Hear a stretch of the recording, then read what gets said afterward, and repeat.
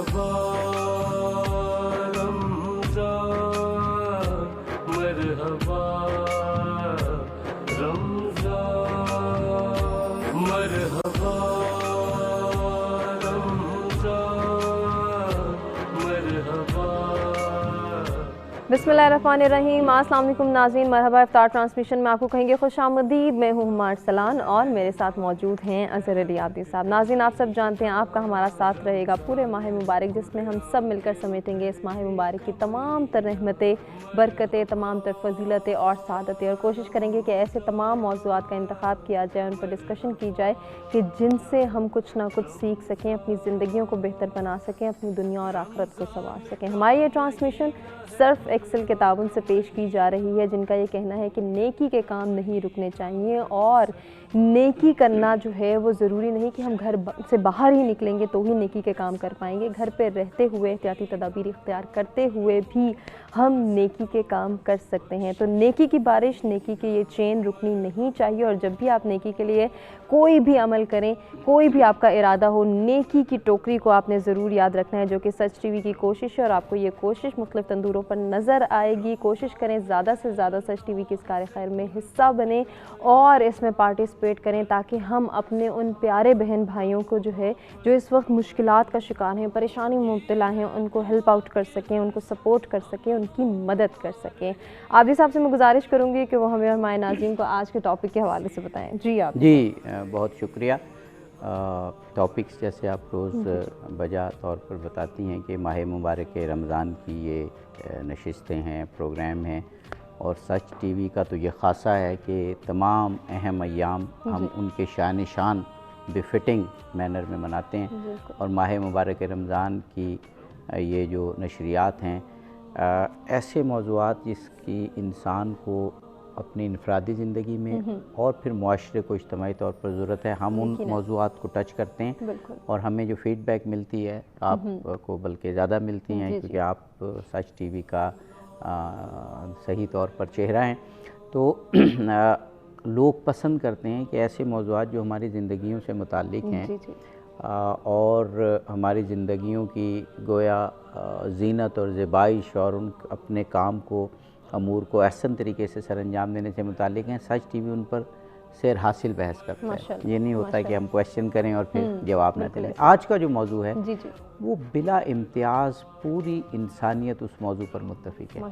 देखिए, जो अल्लाह ताला की मखलूक दो किस्म की हैं.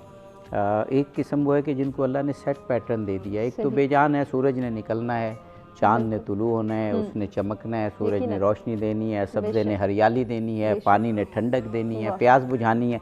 ये काम अल्लाह ताला ने इनके सपोर्ट किए. कभी ऐसा ही नहीं होता कि हम पानी पिएं और हमारी प्यास ना बुझे. कभी ऐसा नहीं होता सूरज निकल आए और रोशनी ना हो. कभी ऐसा नहीं होता कि चाँद तुलू हो और उसकी हयात बख्श ठंडक चांदनी हम तक ना पहुँचे. जानवरों का भी ऐसा ही है. जानवर हमारे लिए अल्लाह ने मुसख्खर किए हैं. जिस जानवर ने हमें जो फ़ायदा देना है वो देते हैं. एक इंसान ऐसी मखलूक है कि जिसको इख्तियार देकर कि वो अपनी ज़िंदगी का इंतखाब करे खुद कि उसे कैसा बनना है, ये इंतखाब उसको अशरफुल मखलूक़ात बना देता है. अगर वो काम करे जो उसके शान शान है तो वो अशरफुल मखलूक़ात बन जाता है. और अगर वो काम करे कि जो उसके शान शान नहीं है तो वो जानवरों से भी नीचे चला जाता है. आज का हमारा मौजू है तहज़ीब नफ्स. यानी हमने अपने आप को किन खुसूसियात, सिफ़ात, कमालात और अखलाक से सजाना है. इस पे खूबसूरत बातें होंगी इंशाअल्लाह. जनाब मौलाना हैदर अलवी साहब मौजूद हैं, हमारे बहुत मुक़्तदर आलिम दीन, सच टीवी का मैं तो कहूँगा सासा. कितनी खूबसूरत अंदाज में आप पैगाम पहुँचाते हैं. जनाब मौलाना सैयद सज्जाद हुसैन काज़मी साहब, आप नामवर आलिम दीन हैं हमारे मुल्क के, और कितने अच्छे अंदाज में आप बताए हुए आप देख ही रहे हैं 2-3 दिन से. और जनाब मौलाना मोहम्मद ज़ाकिर नक्शबंदी साहब, आप एक इदारे में पढ़ाते भी हैं और सुलझे हुए अंदाज में दीनी बातें, दीनी मतालिब बयान करते हैं. सुभान अल्लाह. नाज़रीन, एक और मेहमान भी हमारे साथ मौजूद हैं, उनका भी तारुफ कराते हैं. उन्हें खुशामदीद कहते हैं. साहबजादा मुआज़ अब्दुल गफ़ूर हमारे साथ मौजूद हैं, नात ख्वां हैं. आपसे गुजारिश करेंगे कि इस नशिस्त का बाकायदा आगाज़ करें हमदे सनाए रब्बे जलील पेश करके. اللہ اللہ اللہ اللہ اللہ اللہ اللہ اللہ کہتی ہے یہ پھولوں کی ردا اللہ اللہ کہتی ہے یہ پھولوں کی ردا اللہ اللہ اشجار کے پتوں نے پڑھا اللہ اللہ اللہ اللہ اللہ اللہ اللہ بادل نے آسماں پہ لکھا اللہ اللہ بادل نے آسماں پر لکھا اللہ اللہ بادل نے آسماں پر لکھا اللہ اللہ پربت کی قطاروں کی ردا اللہ اللہ اللہ اللہ اللہ اللہ اللہ کہتی ہے یہ پھولوں کی ردا اللہ اللہ کہتی ہے یہ پھولوں کی ردا اللہ اللہ اشجار کے پتوں نے پڑھا اللہ اللہ اللہ اللہ اللہ اللہ اللہ ہو سورہ یاسین کے ہو سورہ رحمان ہو سورہ یاسین کے ہو سورہ رحمان ہو سورہ یاسین کے ہو سورہ رحمان قرآن کے لفظوں کی صدا اللہ اللہ اللہ اللہ اللہ اللہ اللہ کہتی ہے یہ پھولوں کی ردا اللہ اللہ اور کرتا ہے ثنا تیری برستا ہوا پانی کرتا ہے ثنا تیری برستا ہوا پانی کرتا ہے ثنا تیری برستا ہوا پانی دریا بھی ہے مصروف ثنا اللہ اللہ اللہ اللہ اللہ اللہ اللہ جب نزعہ کے عالم میں ہو مولا یہ اجاگر جب نزعہ کے عالم میں ہو مولا یہ اجاگر جب نزعہ کے عالم میں ہو مولا یہ اجاگر ورد زباں ہو ذکر تیرا اللہ اللہ اللہ اللہ اللہ اللہ اللہ کہتی ہے یہ پھولوں کی ردا اللہ اللہ کہتی ہے یہ پھولوں کی ردا اللہ اللہ اشجار کے پتوں نے پڑھا اللہ اللہ ماشاء اللہ خوبصورت حمد سے ہمارے ان بہترین نشریات کا آغاز ہو گیا اور ابتدا میں روزانہ کی طرح جناب مولانا حیدر علوی صاحب موضوع کی تمہید آپ بناتے ہیں پھر پورا پروگرام آگے بڑھتا ہے تہذیب نفس میں تو یہ کہتا ہوں کہ اسلام نہیں اسلام تو دین فطرت ہے یہ انسانیت کا منشور ہونا چاہیے اور ہے کہ کس طرح انسان اپنے آپ کو سنوارے اچھی صفات سے آراستہ کرے بری صفات کو اپنے سے دور کرے بسم اللہ الرحمن الرحیم قرآن نے کہا وَلَا تَتَّبِعِ الْهَوَىٰ کہ خواہشات نفس کی پیروی نہ کرو ایک مقام پر کہا کہ تم اپنی نفس کی خواہش کو اپنا خدا نہ بنا جی بے شک اب دو طرح کی دنیا میں افراد پائے جاتے ہیں ایک وہ ہیں جو اس دنیا کو ہی اپنا مطمع نظر سمجھتے ہیں صحیح اور ان کی تمام ایفرٹ تمام کوششیں تمام تر جد و جہد صرف اور صرف انسان کا ظاہر سنوارنے میں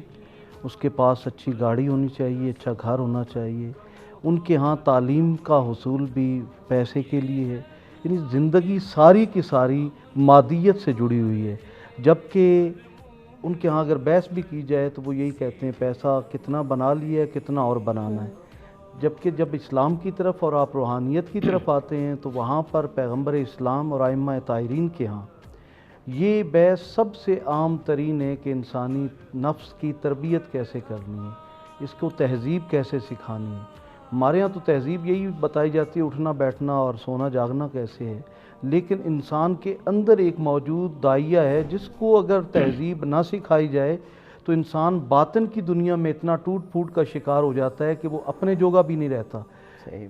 ابتداً تو یہ کہا جائے گا کہ نفس کی 3 جو تعریفیں سادہ سیکھی گئیں کہ نفس امارہ ہے جو ہر لمحے برائی پر دلیر ہوتا ہے، ایک نفس لوامہ ہے جو کبھی انسان برائی کی طرف جا رہا ہے تو اس کو آگاہ کرتا رہتا ہے کہ بابا یہاں نہ آؤ، یہ تمہارے لیے مناسب نہیں ہے، اور ایک نفس مطمئنہ ہے کہ جب انسان تہذیب نفس کی ساری مراحل سے گزر کر اس مقام تک پہنچتا ہے جہاں انسان کا نفس مطمئن ہوتا ہے، پھر صدا آتی ہے یا ایتھا النفس مطمئنہ ارجعی الی ربک راضیۃ مرضیہ فادخلی فی عبادی وادخلی جنتی، اے نفس مطمئنہ آ جاؤ اپنے رب کی طرف اور ہم تم سے راضی، تم ہم سے راضی، لیکن پھر آگے فرمایا فادخلی فی عبادی، پہلے میرے بندوں میں داخل ہو پھر میری جنت میں داخل ہو۔ واہ واہ واہ جناب مولانا، ماہ مبارک رمضان اللہ تعالیٰ نے ہمیں عطا ہی اس لیے کیا ہے کہ ایک ایسا برکت والا مہینہ ہمیں عطا ہو کہ ہم اس میں غفلت سے بیدار ہوں اور ایک ہماری ٹریننگ ہو، اور کچھ ایسی چیزیں بھی ہم کریں جو باقی وقت میں جائز ہیں لیکن ان سے بھی دور رہیں، تاکہ جو بری چیزیں ہیں ان سے دور رہنے کے لیے ہم ایک عزم مصمم کر کے اس ماہ سے نکلیں۔ تو تہذیب نفس کیا ہے، کیسے کرنی چاہیے، اور خاص طور پہ اس مہینے میں، یہ ہمارے آئندہ سوال ہوں گے، علماء کرام سے آپ بھی جواب دیجیے۔ اعوذ باللہ من الشیطان الرجیم، بسم اللہ الرحمن الرحیم، قال اللہ تبارک و تعالی فی کتابہ المجید، بسم اللہ الرحمن الرحیم، قد افلح من زکاہا وقد خاب من دساہا۔ واہ واہ، سورہ والشمس میں ارشاد رب العزت ہے عبدی صاحب، مقصد تخلیق کائنات اور مقصد تخلیق انسان کیا ہے؟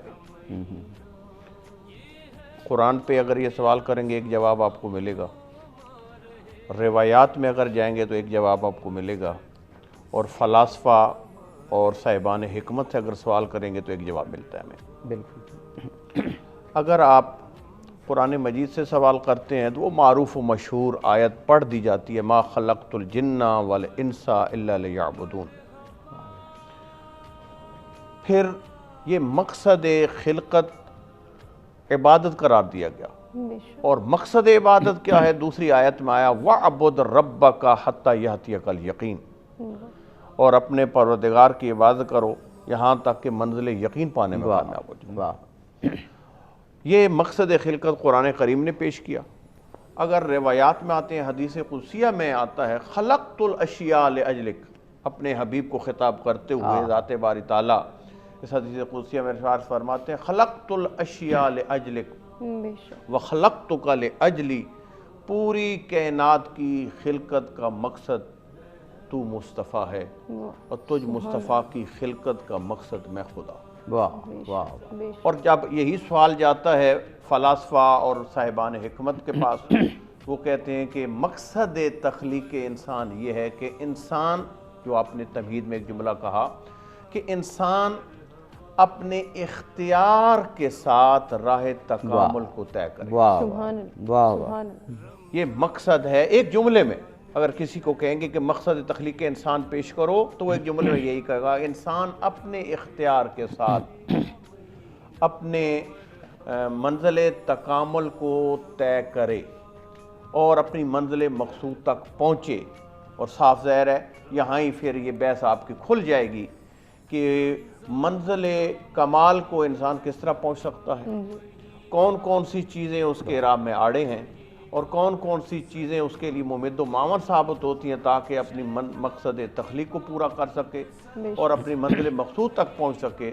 تو اس میں سب سے پہلا عنصر جو انسان کو مقصد تخلیق سے ہمانگ کرتا ہے، قریب کرتا ہے اور اس کے راستے پہ گامزن کرتا ہے، اس کا نام ہے تزکیہ نفس۔ واہ واہ واہ، سبحان اللہ سبحان اللہ۔ وقفے سے پہلے ہم ٹائم تو کم ہے لیکن سوال ہم چھوڑتے ہیں اور جتنا جواب کہ آپ بھی اس میں ضرور اپنی رائے دیجیے گا کہ انسان، تہذیب نفس اور پھر ماہ مبارک رمضان، ایک سازگار مہینہ، فرمائیے۔ میں یہ ضرور کہوں گا کیونکہ رمضان المبارک کا ببرکت مہینہ ہے، یہ انسان کو ایک پریکٹس کروائی جا رہی ہوتی ہے، مسلمان کو خصوصاً، کہ باقی 11 مہینے جو ہیں وہ تم نے کس طرح گزارنے ہیں۔ انسان حلال چیز کو ایک دورانیے میں صبر کی بنیاد پہ چھوڑ رہا ہوتا ہے، ابھی بھی وقت ہے، سب کو پیاس لگی ہوئی ہوگی اور کھانے کی حاجت بھی ہوتی ہے، موجود بھی ہوتا ہے، انسان رک رہا ہوتا ہے۔ تو بیسک یہ رکنا اس کے تزکیہ کا ایک عمل ہے جو اپنے آپ کو باطن کو پاک کر رہا ہوتا ہے، اور اس پر مسلسل اگر حلال چیزیں اس موقع پر شرعی حدود کی اندر رہتے ہوئے ہم نے استعمال نہیں کرنی، ایک قسم کا ہمارا روزہ ٹوٹ جائے گا، تو جائے کہ ہماری روزمرہ زندگی میں دیگر حرام کام ہیں۔ تو یہ بیسیکلی ایک مشق کروائی جا رہی ہے کہ تم نے اپنی روزمرہ زندگی میں اس طرح اپنی اصلاح کرنی ہے، اور اس پر بہت سی مثالیں دی جا سکتی ہیں۔ میں حضرت علی پاک کا ایک قول ذکر کرنا چاہوں گا۔ آپ فرماتے ہیں اللہ تعالیٰ ان لوگوں پر رحم کرے جنہیں لوگ بیمار سمجھتے ہیں، حالانکہ ان کی وہ جو حالت ہوتی ہے وہ تزکیہ نفس کی وجہ سے ہوتی ہے، یعنی وہ اثرات جو ان کے اوپر ہوتے ہیں وہ اس سبب سے ہوتے ہیں، ان کے اندر عاجزی، انکساری اور اپنے نفس کی اصلاح، اور خصوصاً کم و بیش 1,24,000 پیغمبر آئے۔ ہم اگر سب کی تعلیمات دیکھیں یا سب کی تربیت کا انداز دیکھیں، انہوں نے قافلہ انسانیت کی تربیت تزکیہ نفس سے شروع کی، اللہ تعالیٰ کی ذات کے ساتھ جوڑا ہے، پھر ان کے اندر دیگر جو ان کی صلاحیتیں ہیں ان کو نکھارا ہے، اور ان کی تربیت میں یہ سلسلہ عام کیا ہے۔ آیات اور حدیث مقدسہ بہت سی اس پر ہیں۔ ایک آیت انہوں نے بھی تلاوت کی، دوسرے ساتھی نے بھی کی۔ آیت میں قد افلح من زکا، یہ قد افلح من تزکا ایک جگہ پر ہے۔ ہم کہتے ہیں کامیاب کون ہے؟ ہمارے ہاں میرٹ اپنے اپنے ہیں، لیکن جو لوگ صحیح معنی میں کامیابی کے متلاشی ہیں اور قرآن کی روشنی میں اگر جواب طلب کرنا چاہیں تو کامیاب اصل میں وہی ہے جس نے اپنے نفس کا تزکیہ کیا، اپنے باطن کو سنوارا، اپنے خالق کے ساتھ تعلق کو مضبوط کیا۔ اور جب یہ ڈائریکشن پر مستقل اس راستے پر بندہ چلتا چلا جاتا ہے تو عبدی صاحب پھر اس کو ایک لذت آنا شروع ہو جاتی ہے۔ ہمارے یہاں بہت سے ایسے لوگ ہیں جن کو شاید نماز پڑھتے ہیں تو محسوس ہی نہیں ہوتا، لیکن اگر کامل طریقے سے نماز پڑھی جائے اور پھر اس پر جب ہمیشگی اختیار ہوتی ہے تو ایک تزکیہ کی جو بندے کے اندر روحانی کیفیت ہے وہ بندے کو عبادتوں میں لطف دینا شروع ہو جاتی ہے اور بندے کے اندر تڑپ پیدا ہوتی ہے۔ وہ کسی کے جگانے پر نماز پڑھنا اور ہے، لیکن خود سے اٹھ کر شوق کے ساتھ بارگاہ خداوندی میں سجدہ ریز ہونا ہو رہا ہے۔ میں یہاں پر حضرت اویس کرنی رضی اللہ تعالیٰ عنہ کا ایک حوالہ پیش کروں گا۔ ضرور۔ آپ تو اکثر کہا کرتے تھے فرائض تو یہ لوگ تزکیہ والے ادا کرتے ہی کرتے ہیں، نوافل کے معاملے میں آپ کرے جو یہ رجحان کتابوں میں ملتا ہے کہ آپ فرماتے آج میری رکوع کی رات ہے اور وہ رکوع میں وہ رات بسر کر دے، فرماتے آج اگلے دن فرماتے آج میری سجدے کی رات ہے اور وہ سجدے میں وہ دن بسر کر دیتے ہیں۔ اور آپ کی بات کہ یہ باتیں کہنی آسان ہیں جی، ان پر کرنا اور ان پر عمل کرنا مشقت اور مسلسل عمل کرنا پڑتا ہے۔ یہ جناب مولانا حیدر علوی صاحب کہتے ہیں کہ ظاہر ہے انسان نے اپنے آپ کو سنوارنا ہے، انسان نے اپنے آپ کو بنانا ہے، انسان نے اچھی صفات کو اپنانا ہے، اور جو اللہ تعالیٰ نے ہمیں صلاحیت دی ہے کہ یہ کائنات ہمارے لیے مسخر کر دی، اشرف المخلوقات قرار دیا، لیکن ہم نے اپنے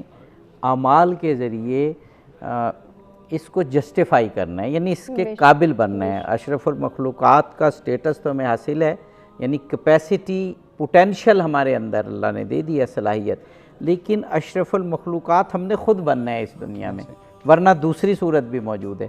اس کی اہمیت پہ بتائیے گا۔ دیکھیے، اصحاب پیغمبر ایک غزوہ سے واپس آ رہے ہیں اور ان کی تلواروں سے خون ٹپک رہا ہے۔ نبی کریم صاحب الاولاق فرماتے ہیں رجعنا من الجہاد الاصغر الی جہاد الاکبر، ہم چھوٹے جہاد سے بڑے جہاد کی طرف جا رہے ہیں۔ صحابہ پریشان ہو جاتے ہیں، یا رسول اللہ یہ تلواریں چھما چھم ٹکرا رہی تھی، گردنیں کٹ رہی تھی، کیا اس سے بڑا بھی کوئی جہاد ہے؟ فرمایا ہاں، اس سے بڑا جہاد بن نفس ہے، جو آپ کی خواہشات ہیں اگر یہ خدا کی مرضی کے تابع ہو جائیں تو آپ انسان کامل ہیں، اور یہ وجود آپ کا ان خواہشات کے تابع ہو جائے تو آپ اللہ کے ناپسندیدہ ہیں۔ یہ رسول اللہ صلی اللہ علیہ وآلہ وسلم کی اتنی مشہور حدیث کی طرف اشارہ کیا مولانا صاحب نے، زبان زد عام ہے یہ، لیکن وہی چیز ہے جو ہر وقت ہمارے سامنے ہوتی ہے، وہ پھر نظروں سے اوجھل بھی ہو جاتی ہے۔ رسول اللہ کا ایک وہ ہم نے وقفے کی جانب جانا ہے یا بھی؟ اچھا، وہ رسول اللہ کا، میں آپ کی تائید میں ایک واقعہ جو رسول اللہ کا بڑا مشہور، اس حدیث کی طرح وہ بھی بڑا مشہور ہے کہ وہ جب بچے آپس میں یا کچھ جوان زور آزمائی کر رہے تھے اور یہ کہہ رہا تھا کہ کون سب سے طاقتور ہے، تو رسول اللہ نے کہا، اور انہوں نے کہا آپ آئیں فیصلہ کر دیں. تو اس وقت تو جو بھی صورتحال تھی، لیکن رسول اللہ نے یہ بھی کہا کہ میں تمہیں ایک چیز بتاؤں، زور آور وہ ہے جو اپنے نفس پہ قابو رکھے. سبحان اللہ. تو یہ بنیادی تعلیمات ہیں اسلام کی، جو آپ نے جو حدیث بتائی اور جو میں نے سنائی. اب سوال مجھے پھر یہی چاہتا ہے کہ ہم اس سے دور کیوں ہیں؟ یعنی پہلا تو سوال یہ ہے کہ انسان پہلے اپنے آپ کو سنوارے، پھر معاشرے کو سنوارے. انسانی فطرت ہے کہ وہ باطن پہ پڑنے والی میل کچیل اور دھول کو محسوس نہیں کرتا. وہ اپنا ظاہر تو سنوارتا رہتا ہے، وہ باطن کو نہیں سنوارتا. اور اصل میں کامیاب وہ ہے جس نے اپنے باطن کو سنوارا. جیسے ہمارے دونوں بزرگ علماء نے یہ آیات پڑھی ہیں تزکیہ کی. کہا جاتا ہے کہ جب زکوٰۃ آپ نکالتے ہیں تو باقی مال پاک ہو جاتا ہے. جب آپ روزہ رکھتے ہیں تو جسم کی زکوٰۃ نکلتی ہے اور جسم کو تزکیہ ملتا ہے، جسم پاک ہو جاتا ہے. اور جب آپ اللہ کی بارگاہ میں شب بیداری کرتے ہیں، قیام اللیل کرتے ہیں، تو آپ کی رات اور روح کو بھی پاکیزگی ملنا شروع ہو جاتی ہے. جب آپ قیام اللیل کرتے ہیں، قلیل الطعام ہوتے ہیں، قلیل الکلام ہوتے ہیں اور قلیل المنام ہوتے ہیں. یہ تین ایسی کیفیات ہیں جب اختیار کرتے ہیں تو اللہ تعالیٰ کی بارگاہ میں آپ کی روح کو پاکیزگی ملنا شروع ہو سبحان اللہ، سبحان اللہ. ناظرین، اسی گفتگو کے سلسلے کو آگے بڑھائیں گے. ہمیں ایک بریک کی جانب بڑھنا ہے، بریک سے واپس آتے ہیں، کنٹینیو کرتے ہیں. مرحبا رمضان، مرحبا رمضان، مرحبا رمضان. اللہ اللہ رحمان، مرحبا رمضان، مرحبا رمضان، مرحبا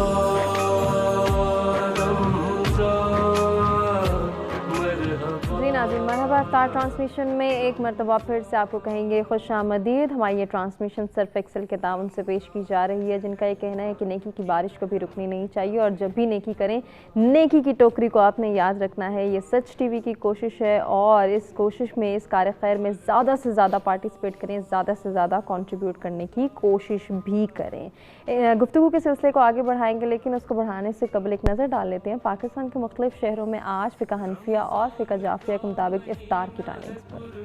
کا مہینہ مومن کا مہینہ ہے، مسلمان کا مہینہ، شیطان کے پابند سلاسل کا مہینہ، جرم و خطا سے توبہ بخشش کا مہینہ.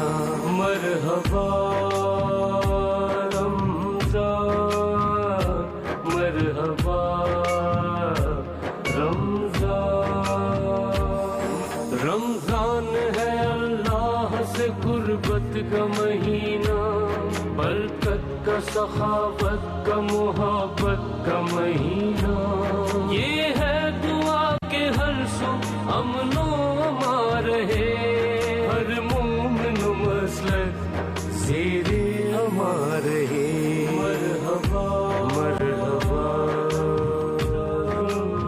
جی ناظرین، پاکستان کے مختلف شہروں میں فقہ حنفیہ اور فقہ جعفریہ کے مطابق آج افطار کے اوقات کیا ہیں، ان پر آپ نے نظر ڈالی. گفتگو کے سلسلے کو بھی آگے بڑھائیں گے. آج کا خوبصورت موضوع جس پر گفتگو کی جا رہی ہے اور بہت کچھ سیکھنے کا موقع مل رہا ہے، ماہ رمضان اور تہذیب نفس ہمارا یہ ٹاپک ہے. اس پر یقیناً ہم بہت کچھ سیکھیں گے آج اپنے علماء کرام سے.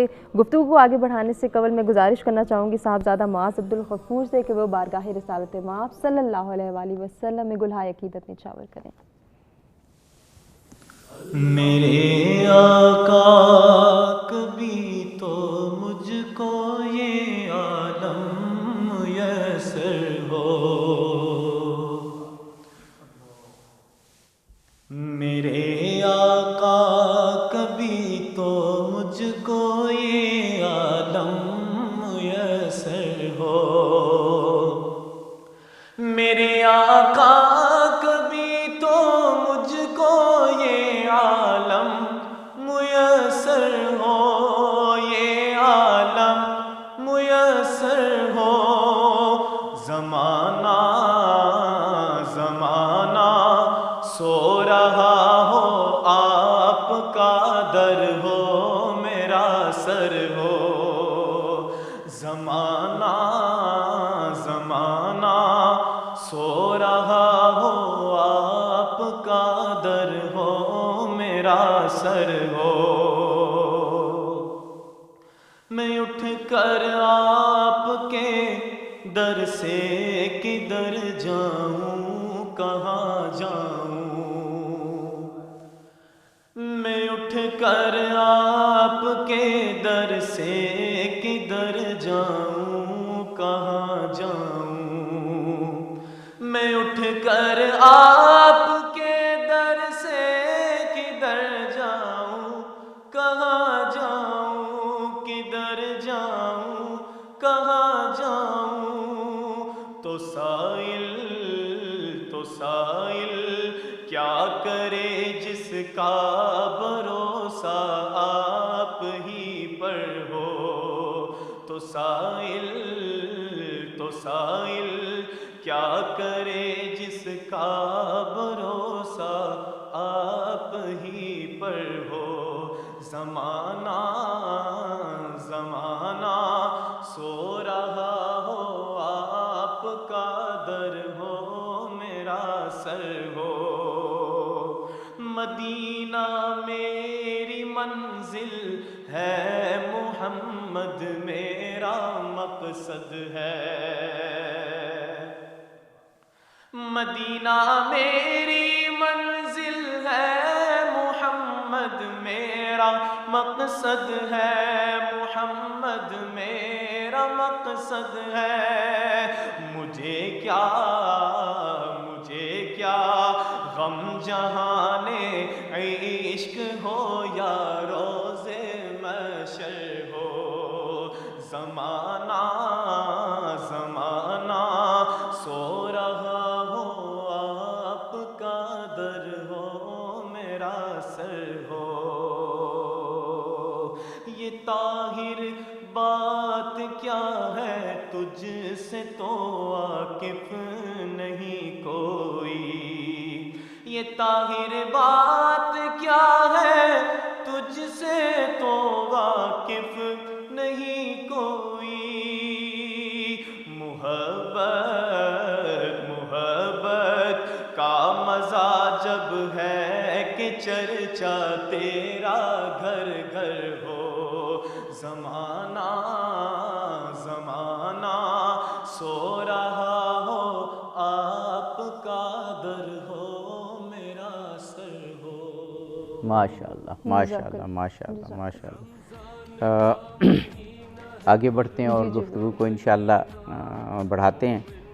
جناب مولانا آپ کے گفتگو پیچھے مولانا حیدر علوی صاحب مکمل ہو جائے اور پھر ہم آگے بھی بڑھیں کہ آپ نے فرمایا کہ وہ جو مراحل ہیں تزکیہ نفس کے، وہ آپ فرما رہے تھے کہ وہ مکمل ہوں تو پھر انسان جو ہے وہ جس مقصد کے لیے پیدا کیا گیا یا اپنی تہذیب نفس وہ کرنا چاہتا ہے تب وہ مکمل ہوں گے، اور پھر آگے تو پھر اس کے بعد مزید تزئین و آرائش جیسے ہم عمارت میں کرتے ہیں، وہ سوال میں اگلا آغا صاحب سے کروں گا، آپ وہ مرحلے ذرا ہمیں بتا دیجیے۔ دیکھیے، جو انسان مراقبے مجاہدے کے بعد مشاہدے کی منزل تک پہنچتا ہے، مولا کائنات فرماتے ہیں العلم حجاب الاکبر، علم بندے اور خدا کے درمیان سب سے بڑا پردہ ہے۔ جب عاجزی اور تزکیے کی تلوار سے آپ اس پردے کو کاٹتے ہیں تو پھر آپ مشاہدہ حق کے لیے آگے بڑھتے ہیں۔ مولا حسین کا فرمان ہے کہ من عرف نفسہ فقد عرف ربہ، جس نے اپنے نفس کی حقیقتوں کو پہچان لیا گویا اس نے اپنے رب کو پہچان لیا، اور جو نفس کی شرارتیں ان سے بچنے لگ گیا۔ جب انسان اس پرواز پر پہنچتا ہے، مشاہدہ حق پر پہنچتا ہے، تو خود پیغمبر اسلام صلی اللہ علیہ وآلہ وسلم کے پاس محو عبادتیں اور دروازے پہ دستک ہوتی ہے۔ فرمایا من تقرأ الباب، کون دروازے پہ دستک دے رہا ہے؟ فرمانا انا عائشہ، میں عائشہ ہوں۔ فرمایا من عائشہ، کون عائشہ؟ کہا بنت ابی بکر عائشہ، ابو بکر کی بیٹی عائشہ۔ کہا من ابی بکر، کون ابو بکر؟ کہا ابن ابی قحافہ ابو بکر۔ کہا من ابی قحافہ۔ تو ام المومنین کہتی ہیں میں ڈر گئی کہ وہ رسول اللہ صلی اللہ علیہ وآلہ وسلم سب کو پہچاننے سے آج انکار کر دیا ہے۔ تو کہا میں سہمی رہی، جب حضور عبادت سے جب باہر آئے فارغ ہوئے تو میں نے کہا یا رسول اللہ آج آپ نے مجھے بھی پہچان، میں آپ کی زوجہ ہوں، آپ نے اپنے یار غار کو پہچاننے سے انکار کر دیا، آپ نے تو حضور فرماتے ہیں میں عبادت میں اللہ کے ساتھ اس قرب خاص پر ہوتا ہوں کہ کوئی مقرب فرشتہ بھی پر نہیں مار سکتا. یہ مشاہدے کی وہ منزل ہے جو اللہ نے انبیاء کو عطا کی ہے, اور صلحاء اولیاء ائمہ بھی اپنے نفس کی پاکیزگی کے ساتھ اس مقام خاص تک پہنچتے ہیں جو مشاہدے کی منزل ہے. سبحان اللہ, سبحان اللہ. جناب مولانا سجاد حسین کاظمی صاحب, ہم نے علماء سے یہ سنا کہ یہ جو تزکیہ نفس ہے یہ دراصل کچھ اس کی مثال اس طرح سے ہے کہ جیسے ہم ایک بلڈنگ کا ڈھانچہ ہوتا ہے, اس ڈھانچے کو جب ہم بناتے ہیں تو وہ رف ہوتا ہے, اور اس کو تزئین و آرائش کرنے سے پہلے جو اس کی رفنیس یا جو اس کے اندر کوڑا کرکٹ ہوتا ہے اس کو اٹھا کے ہم اس سے صاف کرتے ہیں, اور پھر اس کے صاف کرنے کے بعد پھر پلاسٹر اور تزئین و آرائش کرتے ہیں. تو ہمیں یہ بتایا گیا کہ ایک ڈھانچہ تو اللہ تعالیٰ نے یعنی کیپیسٹی تو ہمارے اندر دے دی. اب جب تک کہ ہم اپنے نفس کی برائیوں کو, اور وہ جو انسان کو انکلینیشن ہوتی ہے, وہ جو نفس امارہ کے بارے میں کہا گیا, ان کو دور کریں گے, جس کو تزکیہ کہا گیا, یہی تزکیہ کا مقصد بھی ہے کہ برائیوں کو دور کریں, تب ہی وہ اچھے اخلاق, پھر وہ جو تزئین و آرائش ہے وہ اخلاقیات ہے. یعنی اچھے اخلاق سے پھر ہم اپنی زندگی کو, پہلے تو وہ رفنس دور کی اور پھر تزئین و آرائش اچھے اخلاق سے کی. جب انسان اس طرح سے اٹھے گا تو وہ انسان پھر خوبصورتی میں, خواہ وہ جسمانی خوبصورتی ہو, خواہ روحانی خوبصورتی ہو, اور اصل تو خوبصورتی روحانی ہے, تب وہ تزئین و آرائش کے ساتھ ایک خوبصورت مخلوق یعنی اشرف المخلوقات نظر آئے گا. فرمائیے.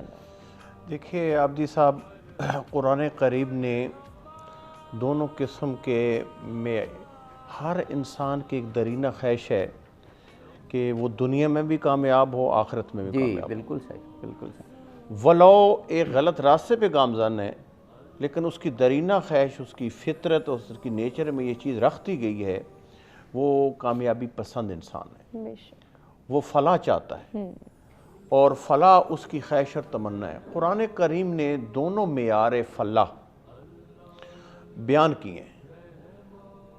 میں نے پہلے جو آیت تلاوت, قد افلح من زکاہا وقد خاب من دساہا. قرآن نے یہ بھی معیار بیان کر دیا کہ اہل قرآن سے سروکار رکھنے والوں کے لیے معیار فلاح کیا ہے. جو تزکیہ نفس کرنے میں کامیاب ہو گئے وہ فلاح کا معنی جو لغت میں لکھا گیا ہے, علامہ طباطبائی رضوان اللہ تعالیٰ علیہ نے اپنی تفسیر میں بیان کیا, فلاح یعنی اپنے مقصد کو پا لینا. واہ واہ واہ. فلاح یعنی اپنے ہدف کو حاصل کر لینا. واہ واہ. فلاح یعنی اپنی منزل مقصود تک پہنچ جانا. سبحان اللہ. فلاح کا مطلب یہ ہے یعنی اگر انسان تزکیہ نفس کرے گا تو وہ, میں نے پہلے جو جملہ کہا, مقصد تخلیق اس کا پورا ہو جائے گا. یہ ایک معیار ہے. تزکیہ نفس کر کے فلاح و کامیابی سے ہم کنار ہونے والے لوگ. ایک دوسرا اہل طاغوت کا معیار فلاح بھی قرآن کریم نے بڑے مختصر لفظوں میں, آپ کو پتہ ہے قرآن نے تو ہر چیز کے اصول بیان کیے ہیں, اور نہایت ہی مختصر لفظوں میں, بہترین لفظوں میں وہ میں بیان کیا.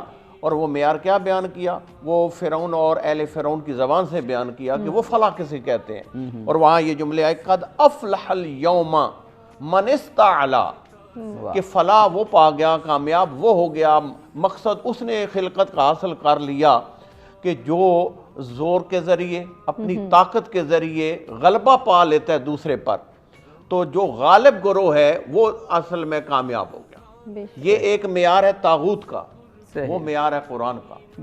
قرآن یہ کہتا ہے چونکہ طاغوت اور اہل طاغوت مقصد خلقت یہی دنیا سمجھتے ہیں, اور قرآن کہتا ہے مقصد خلقت یہ دنیا نہیں ہے بلکہ کائنات کے رموز و اسرار بیان کرنے والی ہستی نبی مکرم اسلام فرماتے ہیں الدنیا مزرعۃ الآخرہ.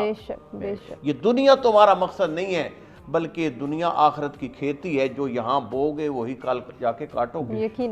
تو وہاں پہ انہوں نے مقصد خلقت دنیا کو قرار دیا, لہذا یہ کہتے ہیں کہ وہ کامیاب ہو گیا جس نے غلبہ حاصل کیا. قرآن کہتا ہے نہیں, کامیاب وہ ہوا جو تزکیہ نفس کے مرحلے میں کامیاب ہوا. اور آپ کی تائید میں ایک جملہ کہوں گا, ایک عارف سے جب کہا گیا کہ حضور اسلام اور مومن, اسلام اور مسلمان اور مومن اور جنت کے درمیان کتنا فاصلہ ہے, انہوں نے فرمایا 1 قدم کا فاصلہ. مسلمان اور مومن اور جنت کے درمیان کتنا فاصلہ ہے, انہوں نے کیا فرمایا 1 قدم کا. کہا حضور کس طرح؟ کہا پہلا قدم نفس پہ رکھو، دوسرا قدم جنت میں ہوگا۔ کیا بات ہے، سبحان اللہ، کیا سبحان اللہ۔ پہلا قدم نفس پہ رکھو، خواہشات نفس پہ رکھو، دوسرا قدم جنت میں ہوگا۔ نہ فقط جنت میں ہوگا بلکہ جنت تمہاری مشتاق ہے۔ واہ ماشاء واہ اللہ، واہ۔ ماشاء اللہ۔ جناب مولانا محمد ذاکر نقشبندی صاحب، یہ کام جیسے ہم نے کہا کہ آسان نہیں ہے، کیونکہ انسان میں دونوں کیپیسٹیز، دونوں صلاحیتیں رکھ دی گئی ہیں۔ وہ برائی کی طرف بھی جاتا ہے، وہ اچھائی کی طرف بھی جاتا ہے۔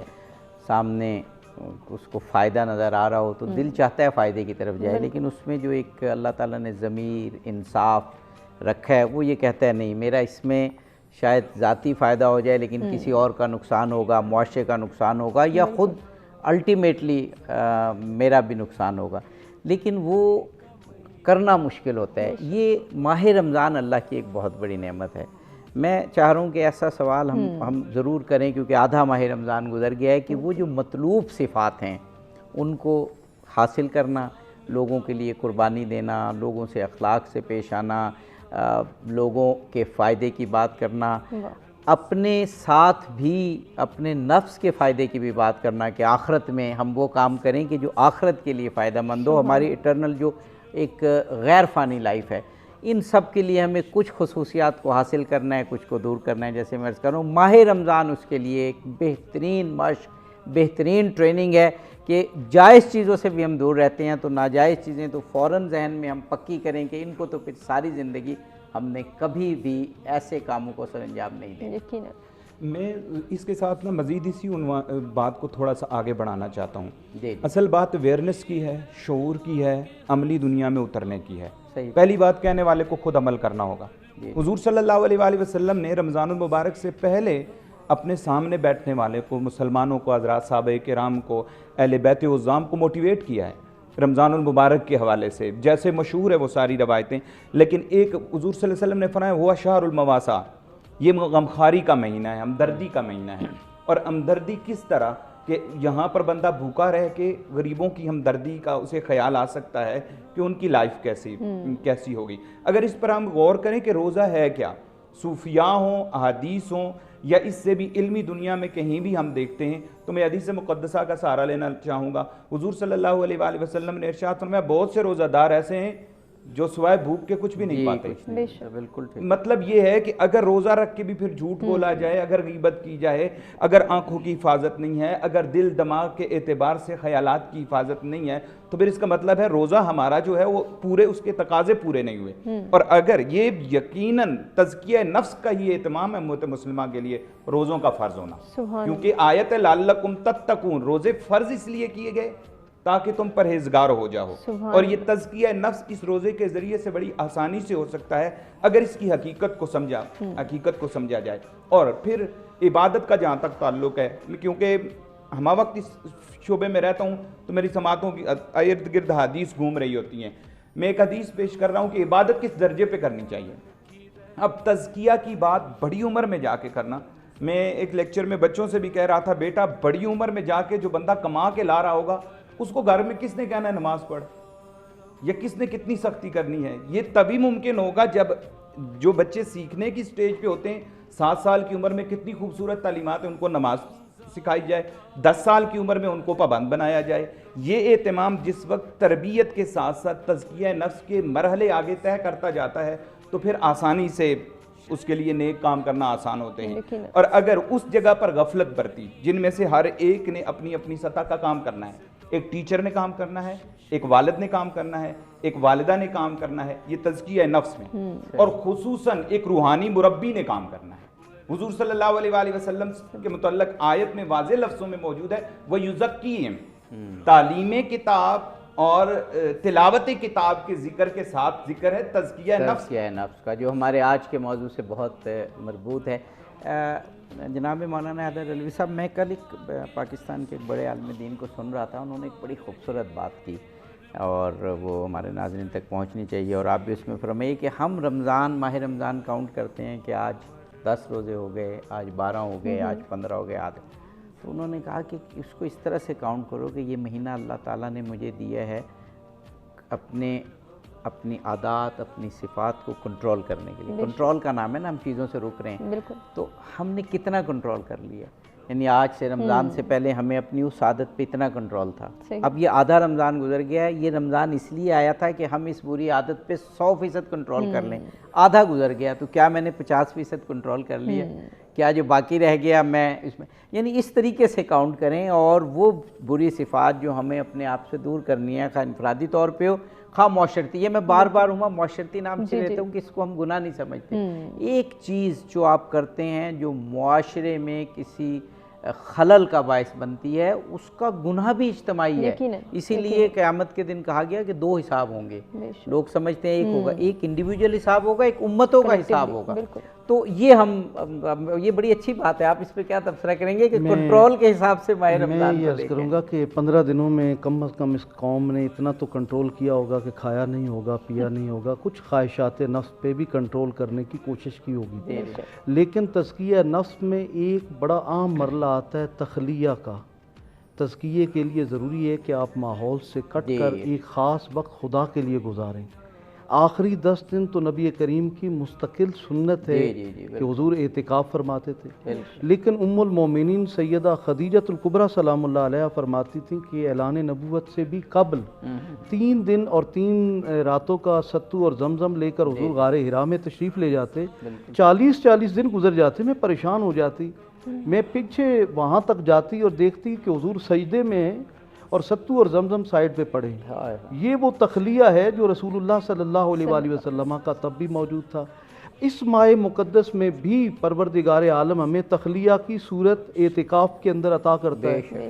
اب اسلام رہبانیت کو سخت ناپسند کرتا ہے کہ آپ مخلوق سے کٹ کے کہیں کہ ہم خدا کے نہیں. اسی ماحول کے اندر رہنا ہے اور اپنے آپ کو اس ماحول سے بچانا بھی ہے. لیکن اس سب کے باوجود کچھ لمحات کے لیے تخلیہ، کچھ لمحات کے لیے مراقبہ، یہ حضور کی بھی سنت ہے. خود مولا کائنات مولا علی شیر خدا مدینہ سے باہر جا کر ریت پر لیٹ کر آسمانوں میں کلام کرتے تھے. تو اصحاب آئے کہ حضور ہم زندہ ہیں اور آپ یہ کس سے باتیں کرتے ہیں؟ آپ نے فرمایا میرے پاس کچھ علم ایسا بھی ہے کہ اگر میں تمہارے سامنے بیان کر دوں ہو سکتا ہے تم میرا سر کاٹ دو. یہ بعد میں آنے والے اہل لوگوں کے لیے میں ان کا حصہ چھوڑ رہا ہوں. لیکن آپ بھی مراقبے کی صورت باہر جا کر تنہائی میں وقت گزارتے تھے. تو کچھ لمحہ تنہائی میں گزارنا یہ بھی نفس کی پاکیزگی کا ایک بڑا عام حصہ ہے. اور رسول اللہ صلی اللہ علیہ وآلہ وسلم، ائمہ طاہرین اور جمیع اولیاء امت کی یہ سنت رہی ہے. اس سے مراد کبھی بھی رہبانیت نہیں ہے. اور یہ ماہ مقدس ہمیں اسی مراقبے اور تخلیہ کی ایک صورت آخری 10 دن اعتکاف کی صورت میں ہمیں دیتا ہے. یقیناً بہت خوبصورت بات. اور ناظرین اسی سلسلے کو آگے بڑھائیں گے. ایک بریک کی جانب بڑھیں، بریک سے واپس آتے ہیں، کنٹینیو کرتے ہیں.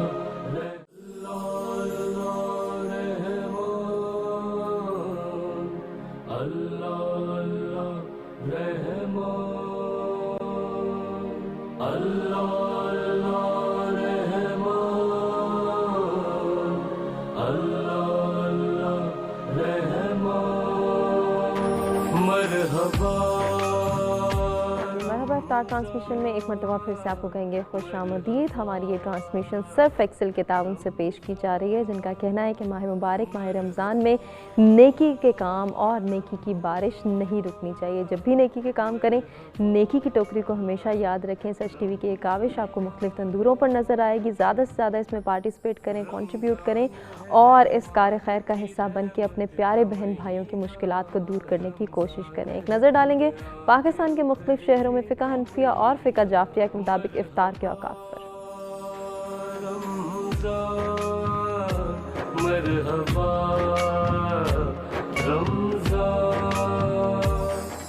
رمضان کا مہینہ ہے، قرآن کا مہینہ، مومن کا مہینہ ہے، مسلمان کا مہینہ، شیطان کے پابند سلاسل کا مہینہ، جرم و خطا سے توبہ بخشش کا مہینہ. مرحبا رمضان، مرحبا رمضان. رمضان ہے اللہ سے है गुर्बत का। जी नाज़रीन, इफ्तार टाइमिंग्स आपने जानी और अब वक्त हुआ है हमारे सेगमेंट सेहत और रमज़ान का, जहाँ पर एंकर पर्सन खुरम गर्देज़ी में बताएंगे कि माह मुबारक माह रमज़ान में अपनी सेहत का ख्याल कैसे रख सकते हैं। रहे हर मोमिन मसलक ज़ेरे अमा रहे। मरहबा मरहबा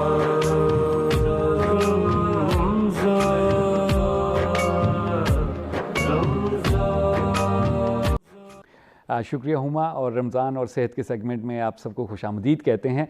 और जैसे कि आप लोगों को मालूम है, हम इस सेगमेंट में बात करते हैं आपकी सेहत से मुतल्लिक बीमारियों भी बात कर रहे हैं, रमज़ान रोज़े के फ़ायदे, रोज़े को कैसे सही तरीके से रखा जाए, क्या डाइटरी रूटीन रखी जाए, इस पे भी हमने बात की, कोरोना वायरस के सिलसिले में भी बात कर रहे हैं।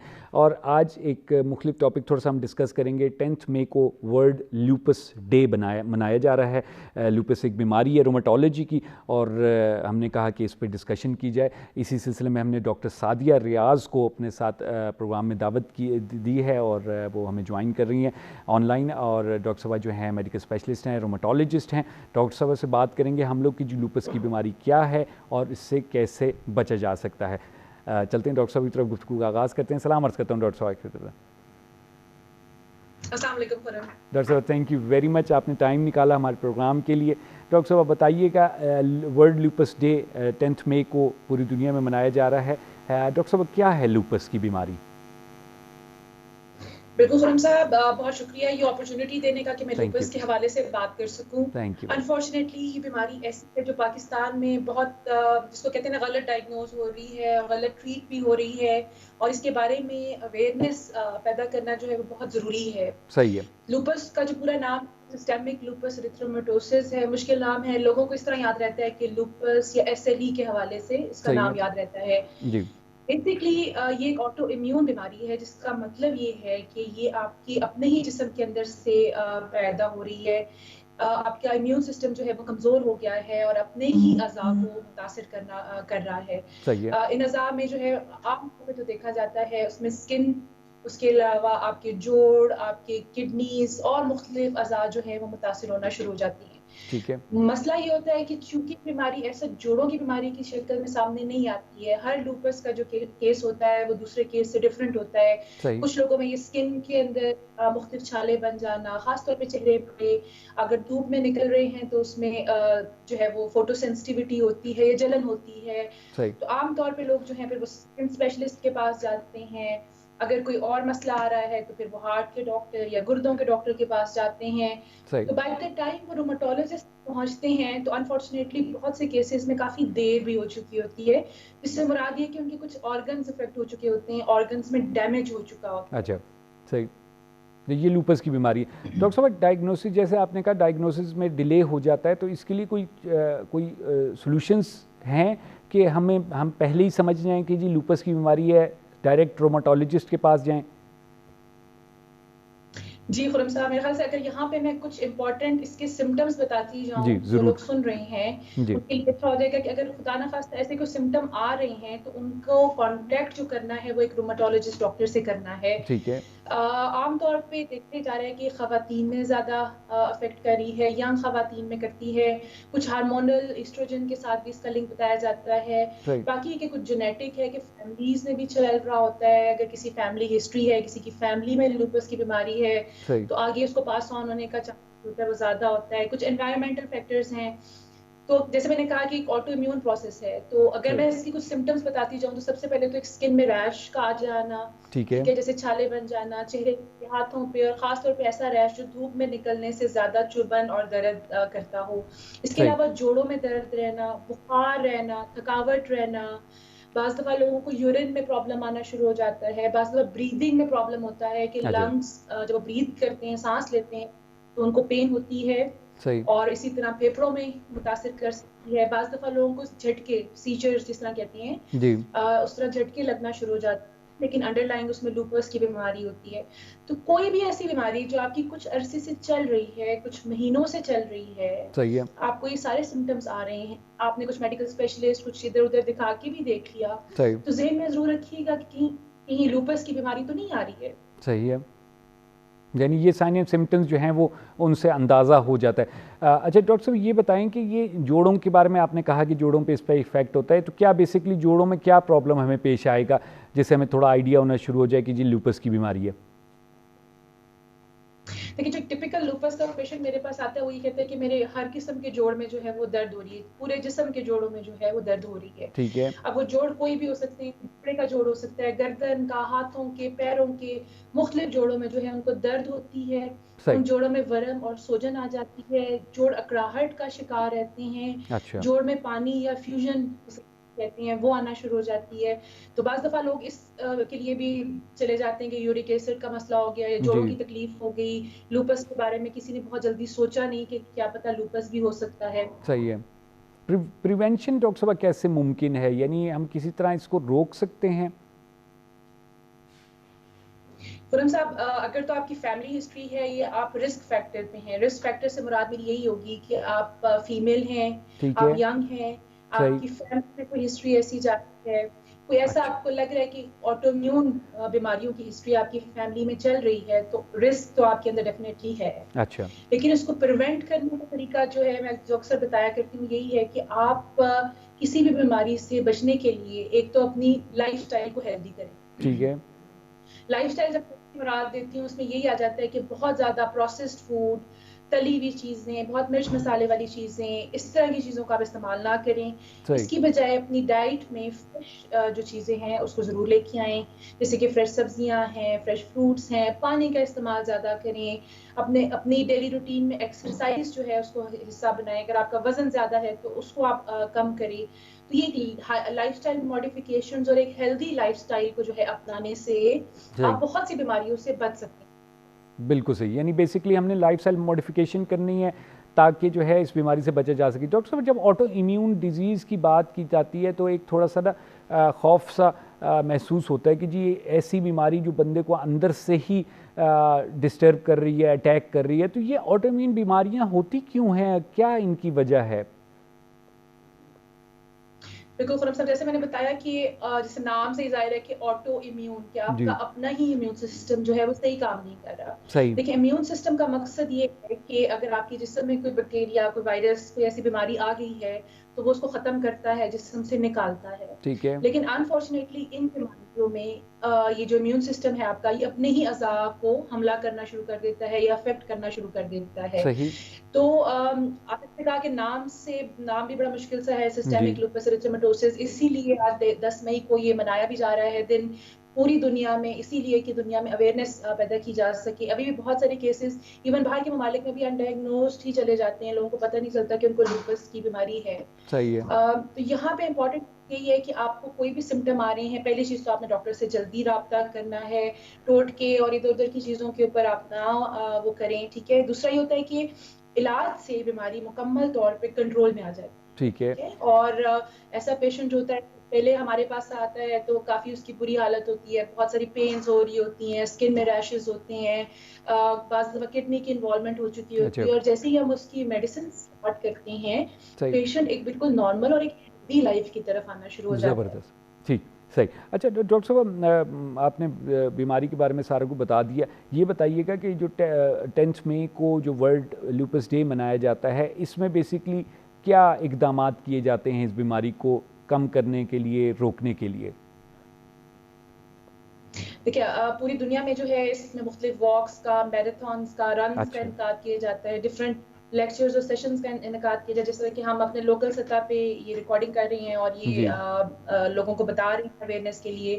تو یہ چیزیں بتانا لوگوں کو بہت ضروری ہیں کہ یہ سمٹمز جو ہیں آپ کو اگر آ رہے ہیں تو خدا نخواستہ کہیں لوپس کی بیماری نہ ہو۔ اگین ایک پاکستان میں مسکنسیپشن یہ ہے کہ لوگوں کو روماٹولوجسٹ کے بارے میں پتہ نہیں ہوتا کہ ڈاکٹر کون ہوتے ہیں۔ روماٹولوجسٹ جو ہیں جوڑوں پٹھوں کی بیماریاں اور ایسی کنیکٹیو ٹیشو یا آٹو امیون بیماریوں کا علاج کرتے ہیں بذریعہ میڈیسنز۔ ہمارے علاج میں کوئی سرجری انوالو نہیں ہوتی ہے اور ہم ان بیماریوں کا جو ہے وہ علاج۔ صحیح ہے۔ اچھا ڈاکٹر صاحب یہ بتائیے گا کہ ٹریٹمنٹ کے طور پہ آپ لوکس جو ہے اس کو کس طرح سٹیپ بائی سٹیپ آپ لوگ ٹریٹ کرتے ہیں، اور یہ کیور ہو جاتا ہے تو 100%؟ खुरम साहब, यहाँ पे मुझे बड़े ऑनेस्टी से आपके सवाल का जवाब देना पड़ेगा। देखिए, ये जो बीमारी है लूपस की, ये क्योरेबल नहीं है। मैं ये दावा नहीं करती कि किसी दवाई के खाने से खत्म हो जाएगी। मैं अपने पेशेंट्स को भी यही बात बताती हूँ, लेकिन इलाज के जरिए ट्रीटेबल है। ट्रीटेबल से मुराद ये है कि आप जो भी सिम्टम्स लूपस के लेके हमारे पास आ रही हैं और आपका इलाज शुरू किया गया है, तो ये बीमारी पे काबू पाया जा सकता है। एज ए रोमेटोलॉजिस्ट हमारा रोल ये होता है कि बीमारी के फ्लेयर अप्स ना हो। फ्लेयर अप से मुराद ये होता है कि अगर आपकी बीमारी कंट्रोल में नहीं है, तो बार बार आपको सिम्टम्स आ रहे हैं, बार बार बीमारी हमला कर रही है और आप बिल्कुल नॉर्मल एक जिंदगी नहीं गुजार पा रही हैं, तो हमारा टारगेट ये होता है कि आपको एक नॉर्मल रिमिशन में बीमारी को ला सकें। यहाँ पे मैं थोड़ी सी बात हाईलाइट करना चाहूंगी कि चूंकि हमारे लोगों को कुछ टेस्ट के बारे में पता है, तो इसमें एक एंटी न्यूक्लियर एंटीबॉडी का टेस्ट, इसको ANA आम अल्फाज में कहा जाता है। बाज़ दफा ये भी होता है कि पेशेंट मेरे पास ही ANA का टेस्ट करवा के आ जाते हैं। सही है। मैं यहाँ पे लोगों को ये मैसेज भी देना चाहूंगी, खाली टेस्ट के ऊपर कि आपका टेस्ट पॉजिटिव आ गया या नेगेटिव आ गया, इस बीमारी की तशखीस नहीं होती है। इस बीमारी की तशखीस के लिए पहले तो पेशेंट की पूरी हिस्ट्री लेनी होती है, पेशेंट को पूरा फिजिकली एग्जामिन करना पड़ता है कि इसमें लूपस के कोई फीचर्स आ रहे हैं। उसके बाद स्पेसिफिक एंटीबॉडीज जो होती हैं वो हम चेक करते हैं। सही है। ANA का पॉजिटिव आ जाना इसका ये मतलब नहीं कि आपको लूपस है, और ANA का नेगेटिव हो जाना ये मतलब नहीं कि आपको लूपस नहीं है। सही है।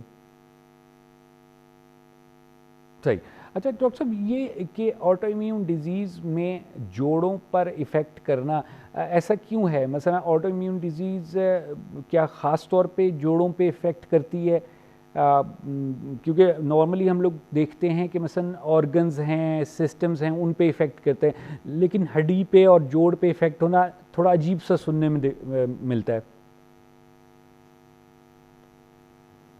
जी खुरम साहब, बहुत सारी हमारी जो ऑटो इम्यून बीमारियां हैं, खास तौर पे लूपस की जैसे बीमारी है, जिससे कि रूमेटाइड आर्थराइटिस आपने सुना होगा, इसके अलावा एंक्लोजिंग स्पॉन्डिलाइटिस, मुख्तलिफ बीमारियां हैं जिनमें जोड़ इन्वॉल्वमेंट जो है वो होती है, और इसकी वजह ये होती है कि वहाँ पे वर्म पैदा हो जाता है और स्वेलिंग पैदा हो जाती है। ठीक है। और जैसे कि आपने पहले मुझसे सवाल किया था, ट्रीटमेंट के जरिए इस पे काबू पाया जा सकता है। जो ट्रीटमेंट का हमारा जो स्टेप्स होते हैं, उसमें नंबर 1 स्टेप तो होता है कि पेशेंट जो काफ़ी पेन में होता है, तो पेन मैनेजमेंट जो है इसमें काफ़ी हमारी इंपॉर्टेंट होती है कि पेशेंट की पेन को ख़त्म किया जाए। अच्छा। उसके लिए हम डिफरेंट दवाइयों का सहारा लेते हैं। ठीक है। इसके अलावा स्टीरॉइड्स का काफ़ी इंपॉर्टेंट रोल है, स्टीरॉइड्स की दवाइयों का, लेकिन अगेन डॉक्टर की सुपरविजन में, खुद से आप नहीं लें। हम उसको कुछ टाइम पीरियड के लिए देते हैं। जैसी बीमारी पे काबू पा लेते हैं, हम उसको आहिस्ता आहिस्ता कम करके बंद करने की कोशिश करते हैं। सही है। इसके अलावा जो दवाइयाँ यूज होती हैं, जैसे कि आपने एंटी मलेरियल दवाइयों का सुना होगा, हाइड्रोक्सीक्लोरोक्विनीन के नाम से दवाई है। ये दवाई काफ़ी अच्छी साबित होती है लूपस के पेशेंट्स में, और कमोबेश हर ही पेशेंट जो होता है उस दवाई के ऊपर लाजमी होता है। इसके अलावा कुछ और दवाइयाँ जिनको हम disease modifying anti rheumatic drugs कहते हैं, वो भी इस्तेमाल होती हैं। और अगर खुदा न खास्ता इन टैबलेट दवाइयों से बीमारी कंट्रोल नहीं हो रही है, तो हमारे पास बायोलॉजिक इंजेक्शंस हैं, जो नए इंजेक्शंस हैं, और जिस्म के खास हिस्से को, इम्यून सिस्टम के खास हिस्से को टारगेट करके ये इस बीमारी पे काबू पाने में हमारी हेल्प करती है। तो मेरा मैसेज ये है कि बीमारी जो है ट्रीटेबल है, इसके ऊपर काबू पाया जा सकता है। आपको अपने टाइम पे दवाइयाँ लेनी है, रेगुलर डॉक्टर के पास विजिट करना है।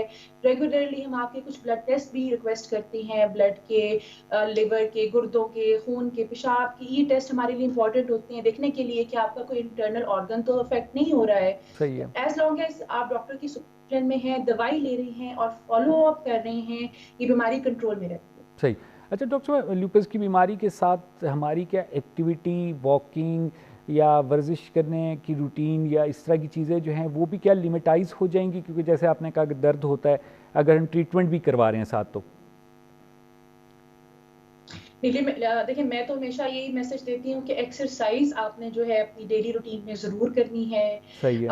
हो सकता है कि कुछ टाइम का हो जब आपकी बीमारी का फ्लेयर अप हो या आपकी बीमारी तेज हुई भी है, उस दौरान में शायद आप एक्सरसाइज ना कर सकें, लेकिन जैसे ही आप थोड़ा बेहतर फील करते हैं, एक्सरसाइज को अपनी लाइफ का ज़रूर एक हिस्सा बनाएं, चाहे 15 मिनट 20 मिनट दिन में।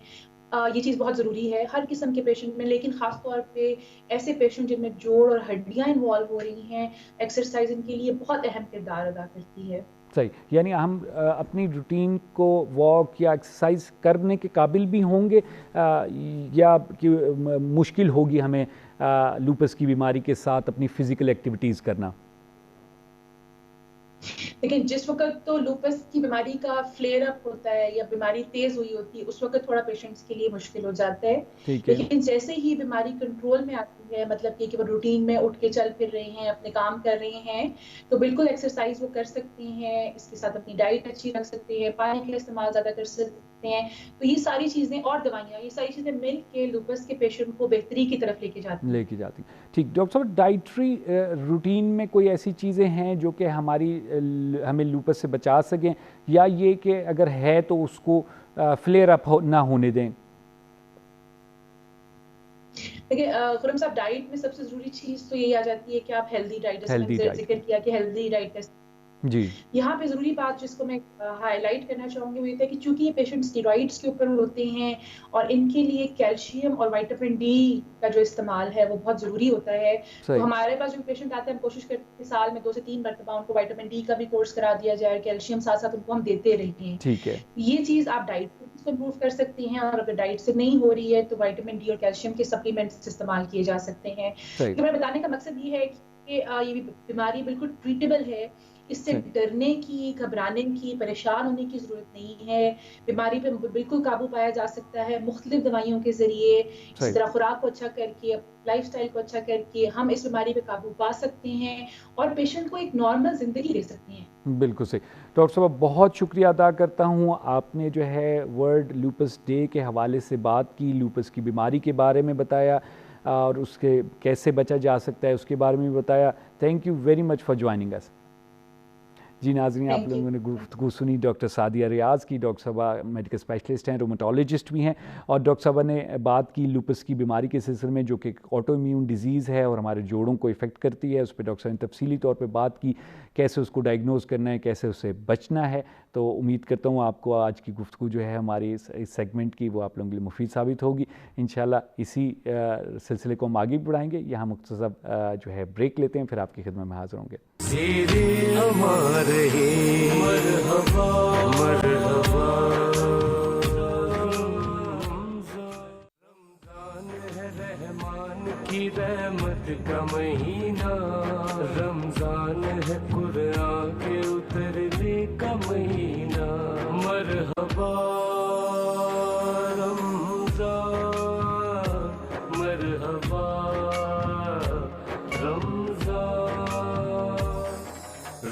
जी नाज़रीन, मरहबा इफ्तार ट्रांसमिशन में एक मरतबा फिर से आपको कहेंगे खुशामदीद। हमारी ये ट्रांसमिशन सिर्फ एक्सेल के ताउन से पेश की जा रही है, और एक मरतबा फिर से आपको याद दिलाएंगे नेकी की टोकरी की ये जो काविश है, ये जो कोशिश है, ये जो कैंपेन है, ये सच टीवी की जानिब से आपको मुख्तलिफ तंदूरों पर नज़र आएगी। इस कार खैर में ज़्यादा से ज़्यादा हिस्सेदार बनने की कोशिश करें। एक नज़र डाल लेते हैं पाकिस्तान के मुख्तलिफ शहरों में आज फ़िका हनफिया और फ़िका जाफरिया के मुताबिक इफ्तार की टाइमिंग्स पर।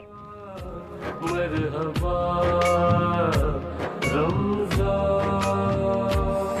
रमजान है अल्लाह से कुर्बत का महीना, बरकत का, सखावत का, मोहब्बत का महीना।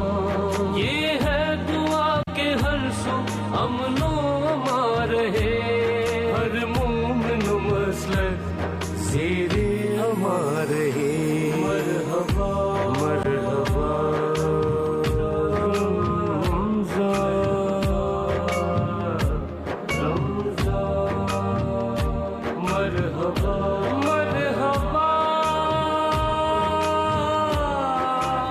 जी नाज़रीन, पाकिस्तान के मुख्तलिफ शहरों में फ़िका हनफिया और फ़िका जाफरिया के मुताबिक इफ्तार के औकात आपने जाने, और गुफ्तगू के खूबसूरत सिलसिले को हम आगे भी यकीनन बढ़ाएंगे। लेकिन उससे कबल हम गुजारिश करेंगे साहबजादा मुआज़ अब्दुल गफूर से कि वो बारगाह रिसालत माब सल्लल्लाहु अलैहि वसल्लम में कलाम पेश करें। हमको अपनी तलब से सिवा चाहिए, हमको अपनी तलब से सिवा चाहिए, हमको अपनी तलब से सिवा चाहिए। आप जैसे हैं वैसी अता चाहिए, आप जैसे हैं वैसी अता चाहिए। اور کیوں کہوں یہ عطا وہ عطا چاہیے،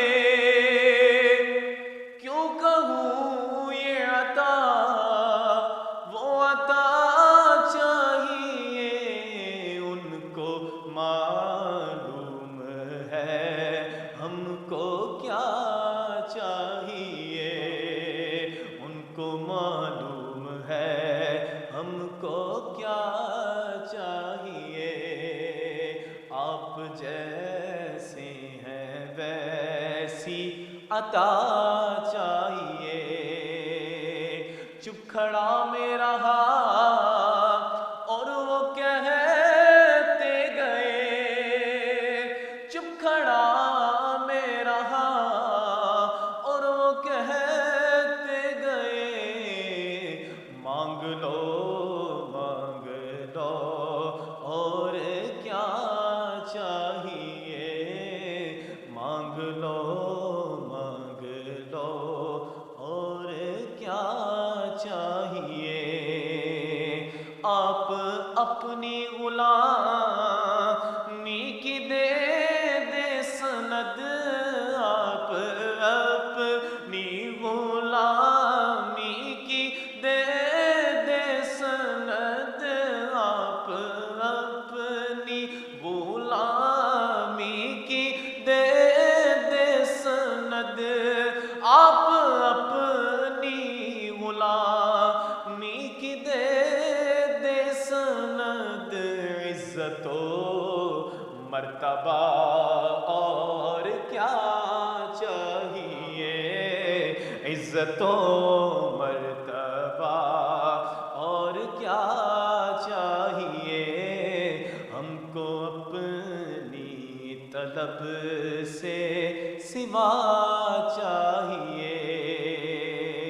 اور درد جامی ملے نعت خالد لکھوں، درد جامی ملے نعت خالد لکھوں، اور انداز احمد رضا چاہیے، اور انداز احمد رضا چاہیے، کروں مدح اہل دول رضا، پڑے اس بلا میں میری بلا، میں گدا ہوں اپنے کریم کا، میرا دین پرائنا نہیں، اور انداز احمد رضا چاہیے، چمک تجھ سے پاتے ہیں سب پانے والے، میرا دل بھی چمکا دے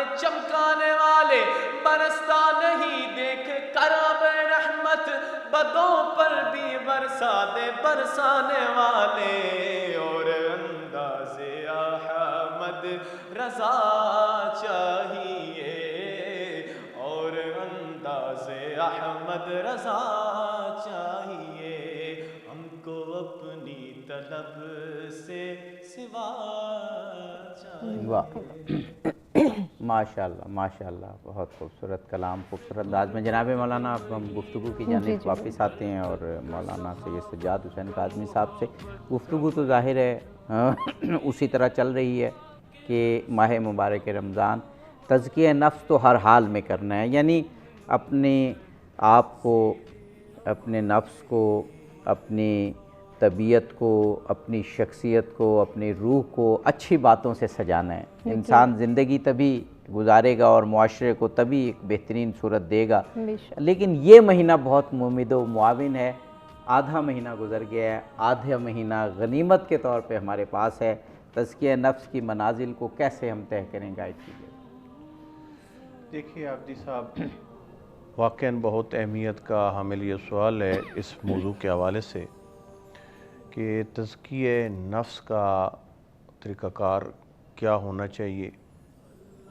علماء اخلاق نے اسی تہذیب نفس اور تزکیہ نفس کے جو مراحل بیان کیے ہیں، ان میں سب سے پہلا مرحلہ جو اخلاقی کتب کے اندر بیان کیا گیا ہے، اس کو نام دیا گیا ہے یقظہ، صحیح. یہ قوف دو نقطوں والا زوئیں جی اور گول تھا. یقظہ. یقظہ کی تشریح میں بزرگان نے فرمایا یقظہ سے مراد توجہ ہے، ماشاء اللہ. اور در حقیقت یقظہ سے مراد یہ کہ انسان خواب غفلت سے بیدار ہو. یعنی پہلی چیز خواب غفلت سے بیدار یعنی ہونا احساس ہے ہو اور پہلے. متوجہ ہو. قرآن کہتا ہے اینا تذہبون، کہاں جا رہے ہو؟ کیا ہر حرکت اور ہر تحرک اسلام میں قابل قبول نہیں ہے؟ بالکل. بلکہ ہر وہ گام اور ہر وہ قدم جو انسان کو منزل کے قریب کرتا ہے وہ مقصود ہے اسلام. صحیح. اور یہ بہت سارے ہمارے اجتماعی اور تنظیموں میں بھی جو لوگ موجود ہوتے ہیں ان کے لیے بھی ایک یہاں پہ ایک بہت بڑا پیغام ہے کہ ہمیں لوگ نظر آتے ہیں کہ بہت ماشاءاللہ ہم کہتے ہیں نا فلاں بہت متحرک ہے، جی جی. فلاں بہت فعال ہے. بھائی ہر فعالیت اور ہر تحرک اور حرکت جو ہے اس کی اسلام تائید نہیں کرتا. بالکل صحیح. بہت ساری حرکتیں، اردو والی نہیں، حرکت سے مراد اور سکون کے مقابلے میں حرکت ہے جی میری یہاں یعنی پہ. کوئی اقدام کہہ لیں، جی کوئی بھی اقدام، سرگرمی کہہ جی لیجیے. جی ہر جو سرگرمی ہے، جو بہت ساری سرگرمیاں ایسی بھی نظر آتی ہیں کہ وہ انسان بڑا فعال نظر آتا ہے، صحیح. لیکن ہر اس کا اٹھنے والا قدم اس کو اپنی منزل سے دور کر ہوتا ہے. جی جی یعنی بظاہر اس تو طرح سرگرم. جی کہ جی. آپ نے جانا ہے مشرق کی طرف اور ہر آپ کا قدم جا رہا ہے مغرب کی طرف، تو اور تو آپ دور ہو منزل سے دور ہوں گے یا قریب ہوں گے؟ جی دور ہوں گے. ہر آپ کا قدم جو اٹھے گا، آپ نے مشرق کی طرف جانا ہے تو مشرق کی طرف قدم بڑھے گا تو آپ مشرق کے قریب ہوں گے نا. بالکل. تو یہاں پہ پہلی بات یہ ہے کہ توجہ، انسان بیدار ہو، خواب غفلت سے نکلے، اور جب خواب غفلت سے نکلے گا اپنے اوپر توجہ کرے گا کہ اللہ تعالیٰ نے مجھے اس دھرتی پہ بھیجا کس مقصد کے لیے، اور کون کون سی چیزیں اپنانے کو حکم دیا تھا، کن کن چیزوں کو ترک کرنے کو حکم دیا تھا. وہ معروف اور مشہور امام موسیٰ کاظم علیہ السلام کا فرمان ہے کہ جو شخص ہر روز اپنا محاسبہ نہیں کرتا وہ گھاٹے میں.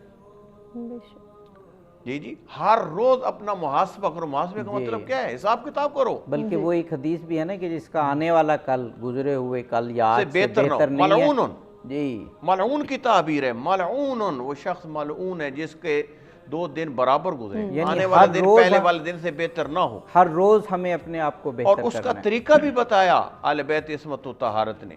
وہ یہ بتایا کہ جب رات کو صبح بستر سے اٹھتے ہو تو رات کو بستر پہ جاتے ہو تو یہ دیکھو صبح اٹھنے سے لے کر اب بستر پہ جانے تک میں نے کون کون سے کام کیے ہیں جو جس میں خدا کی رضا تھی، اور کون سے کام کیے ہیں جو خدا کی نافرمانی کا باعث تھے. اگر خدا کی نافرمانی کے کوئی امور انجام دیتے ہو تو وہ استغفار کرو، اس سے توبہ نصوح کرو، مصمم ارادہ کرو کہ ان میں ترک کروں گا. اور اگر اچھے نیک کام کیے ہیں تو یہ مصمم ارادہ کرو کہ میں توفیق اللہ کا شکر ادا کر، اللہ مجھے ان امور کو مزید آگے بڑھانے کی توفیق عطا فرما. لہٰذا پہلی منزل کا نام ہے یقظہ. صحیح. اور میں نے جو آیت پڑھی قد افلح من زکاہا، اور واضح سی بات ہے اس قرآن صامت کی جتنی خوبصورت تفسیر اللہ نے جن کو قرآن ناطق بنا کے دھرتی پہ بھیجا ان سے بہتر کوئی نہیں کر سکتا. بے شک بے شک. امام باقر اور امام جعفر صادق علیہ السلام سے منقول جملہ ہے کہ اللہ تعالیٰ یہ جو فرما رہے ہیں قد افلح من زکاہا، میرے آقا فرماتے ہیں اے من عطاہا. من زکا سے مراد یہ ہے کہ وہ شخص فلاح پا گیا جس نے اللہ کی، رسول اللہ کی اور ائمہ آل بیت کی اطاعت کی.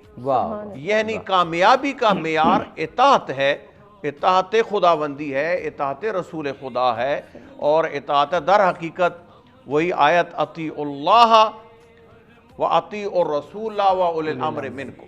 اللہ کی اطاعت کرو، رسول اللہ کی اطاعت کرو، اور اولی الامر جو ہے ان میں اطاعت سے مراد یہاں ہوئی کہ جو فرامین پیروی اللہ نے. میں معذرت کے ساتھ میں اپنی تفسیر کی بجائے آئے ناج البلاغہ سے پیش کرتے ہیں. امیر المومنین یہاں پہ یہ بھی ناظرین کی خدمت میں میں رکو جملہ کہوں گا، نسخے فلاح بھی بڑے تقسیم ہو رہے ہیں مختلف ممبروں پہ، مختلف واحدوں میں.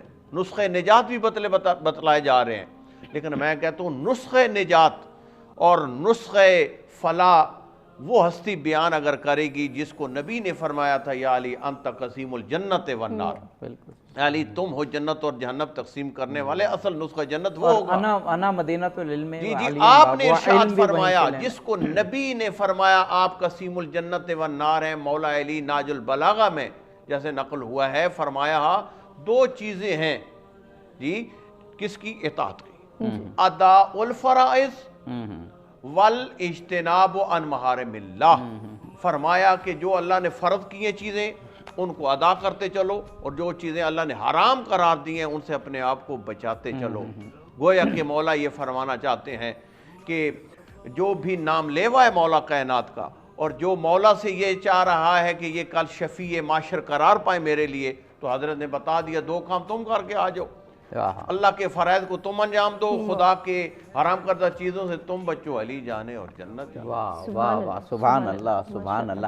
جناب مولانا محمد ذاکر نقشبندی صاحب، ابھی جو دو کام کی طرف اشارہ مولانا نے کیا، اور ہم نے اس اپنے پروگرام میں کئی مرتبہ رسول پاک کے خطبہ شعبانیہ کا وہ حصہ بیان کیا کہ جب حضرت علی علیہ السلام نے پوچھا کہ اس ماہ رمضان میں سب سے افضل عمل کون سا ہے، تو رسول اللہ صلی اللہ علیہ وآلہ وسلم نے فرمایا کہ حرام کاموں سے بچنا، گناہوں سے بچنا، اللہ کے ناپسندیدہ کاموں سے جو اللہ نے حرام کہیں۔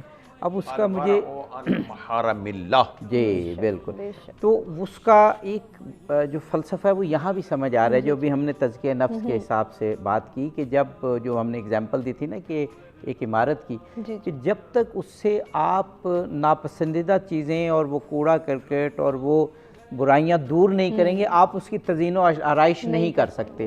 آپ نے کہیں نہیں دیکھا ہوگا کہ ابھی پلاسٹر نہ ہوا ہو یا اس کا وہ گندگی وہاں سے صاف نہ ہوئی ہو اور ساتھ اس کے کوئی مینہ کاری شروع ہوگی، وہ کبھی نہیں ہوتا پہلے۔ تو غالباً پہلا قدم بھی یہی ہے کہ ہم اس مہینے میں برے کاموں سے اپنے آپ کو بچا لیں، پھر تزئین و آرائش اور اچھی صفات، اچھے اخلاق کی جگہ خود بخود بن جائے گی۔ فرمائیے گا۔ میں اس حوالے سے دیکھیں، میں لاسٹ میں جو بات کر رہا تھا اسی کو آگے کنٹینیو کرتا ہوں، اس ٹاپک میں میری بات جو اوپینین ہے وہ کھل کر سامنے آ جائے گا۔ کہ میں کہہ رہا تھا کہ ہمیں ہر بندے کو اپنی اپنی سطح تک کا کردار ادا کرنا ہے، کہ والدہ ہوگی، والد ہوگا، استاذ ہوگا، معاشرے میں سب لوگوں نے اپنی اپنی سطح پہ کام کرنا ہوتا ہے، تب جا کے بہتری آتی ہے۔ اگر آپ کسی ایک سیکشن کی یہ ڈیوٹی لگا دیں گے تو پھر بہت مشکل ہو جائے گا کہ وہ اس تمام ایریا کو ایک جگہ اکٹھا کرے، یا ایک طرف رہنمائی صحیح ہو رہی ہو، دوسری طرف ماحول اچھا نہ ہو، بچہ ایک وقت اچھے ماحول میں ہو، ایک وقت برے ماحول میں ہو، تو اس سے بہتری یا تہذیب نفس کا سلسلہ خاصا مشکل ہوتا ہے۔ میں اس پر ایک چیز ایڈ کرنا چاہوں گا کہ حضور صلی اللہ علیہ وآلہ وسلم کی خود تعلیمات ہیں، ہم پہلے سے بچوں کو بتائیں، ہم پہلے سے بزرگ اپنے ذہن میں رکھیں، جوان اپنے ذہن میں رکھیں کہ ہم نے عبادت ایک باقاعدہ معیار پہ کرنی ہے۔ ہم اگر کپڑا بھی لیتے ہیں تو معیاری لینے کی کوشش کرتے ہیں، ہم جب کوئی بھی چیز سوچتے ہیں تو اس کا معیار بہتر ہو۔ ہم نے یہ کوشش بہت کم کی ہے کہ ہماری عبادت کا معیار کیا ہونا چاہیے۔ حدیث جبریل بہت مشہور ہے، حضور صلی اللہ علیہ وآلہ وسلم نے ارشاد فرمایا ان تعبد اللہ کانک تراہ فإن لم تکن تراہ فإنہ یراک، یہ کہ تو عبادت کرے گویا تو رب کو دیکھ رہا ہے۔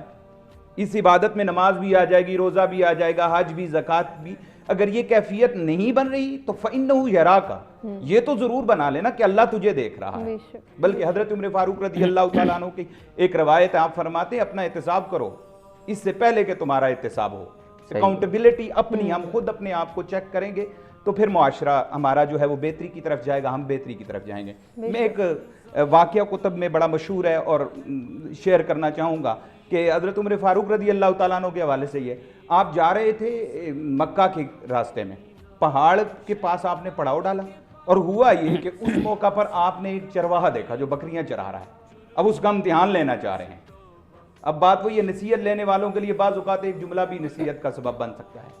آپ اس کا امتحان لینا چاہتے ہیں، اس کو کہتے ہیں ایک بکری بیچ دو نام پر۔ اس نے کہا جی میں غلام ہوں، میں مالک کی بکریاں چرا رہا ہوں، میں کیسے، مجھے اجازت نہیں ہے۔ فرمایا اسے کہہ دینا نا بھیڑیا کھا گیا ہے۔ حضرت عمر فاروق کو کہتا ہے وہ تو اسے تو کہہ دوں گا، وہ تو نہیں دیکھ رہا، لیکن میرا خدا تو دیکھ رہا ہے، میرا اللہ تو دیکھ رہا ہے۔ حضرت عمر فاروق رضی اللہ تعالیٰ عنہ رونے لگ گئے، اور روایت میں حضرت عمر فاروق نے اس غلام کا پتہ کیا، اس کے مالک کے پاس گئے، اسے خرید کر آزاد کروا دیا۔ تو ہمیں تزکیہ کے اعتبار سے ہم اپنی اصلاح کی تلاش میں، اتنی اچھی اس نے باپ جیسے فرما رہے ہیں کہ اس نے کہا مجھے اس چیज़ کی اجازت نہیں ہے, میں یہ نہیں کر سکتا. بالکل. کتنا خوبصورت. ایک سید بادشاہ ہیں ہمارے پرنسپل گزرے ہیں, وہ ایک بڑی مزے کی بات کرتے تھے.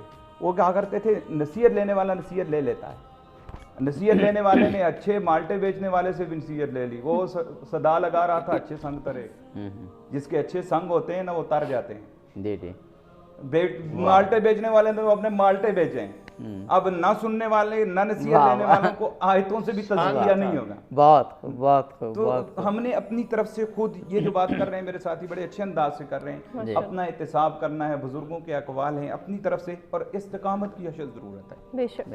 ایک دن نماز 5 وقت پڑھنی آسان کام ہے, لیکن اس کو مستقل لائن میں لانا اور مسلسل. اچھا یہ جو بات کی نا, یہ بہت ہی بنیادی بات کر دی جناب نقشبندی صاحب نے کہ برائیوں سے بچنا ہے اور اچھے اخلاق کو حاصل کرنا ہے. اس میں جو بنیادی بات ہے وہ استقامت ہے. ہم چند دن تو کرتے ہیں مولانا صاحب, چند دن تو ہم کرتے ہیں, اس کے بعد پھر اپنی ڈگر پہ آ جاتے ہیں. سوال پھر وہی ریپیٹ ہوگا تاکہ ہمارے ذہنوں میں یہ راسخ ہو جائے کہ یہ جو انسانی ایک عادت ہے, انسان بھول جاتا ہے نا, انسان بھول بھی جاتا ہے, اسے واعظ کی بھی ضرورت ہوتی ہے, اسے نصیحت کی بھی ضرورت ہوتی ہے, اسے عمل میں تکرار کی بھی ضرورت ہوتی ہے. تو ماہ رمضان پھر اس کے لیے بہترین وقت ہے کہ پورے سال میں 30 دن ایک سگنیفیکنٹ ٹائم ہے, یعنی 12 مہینوں میں ایک پورا مہینہ ایک اچھی تعداد والے دن ہیں.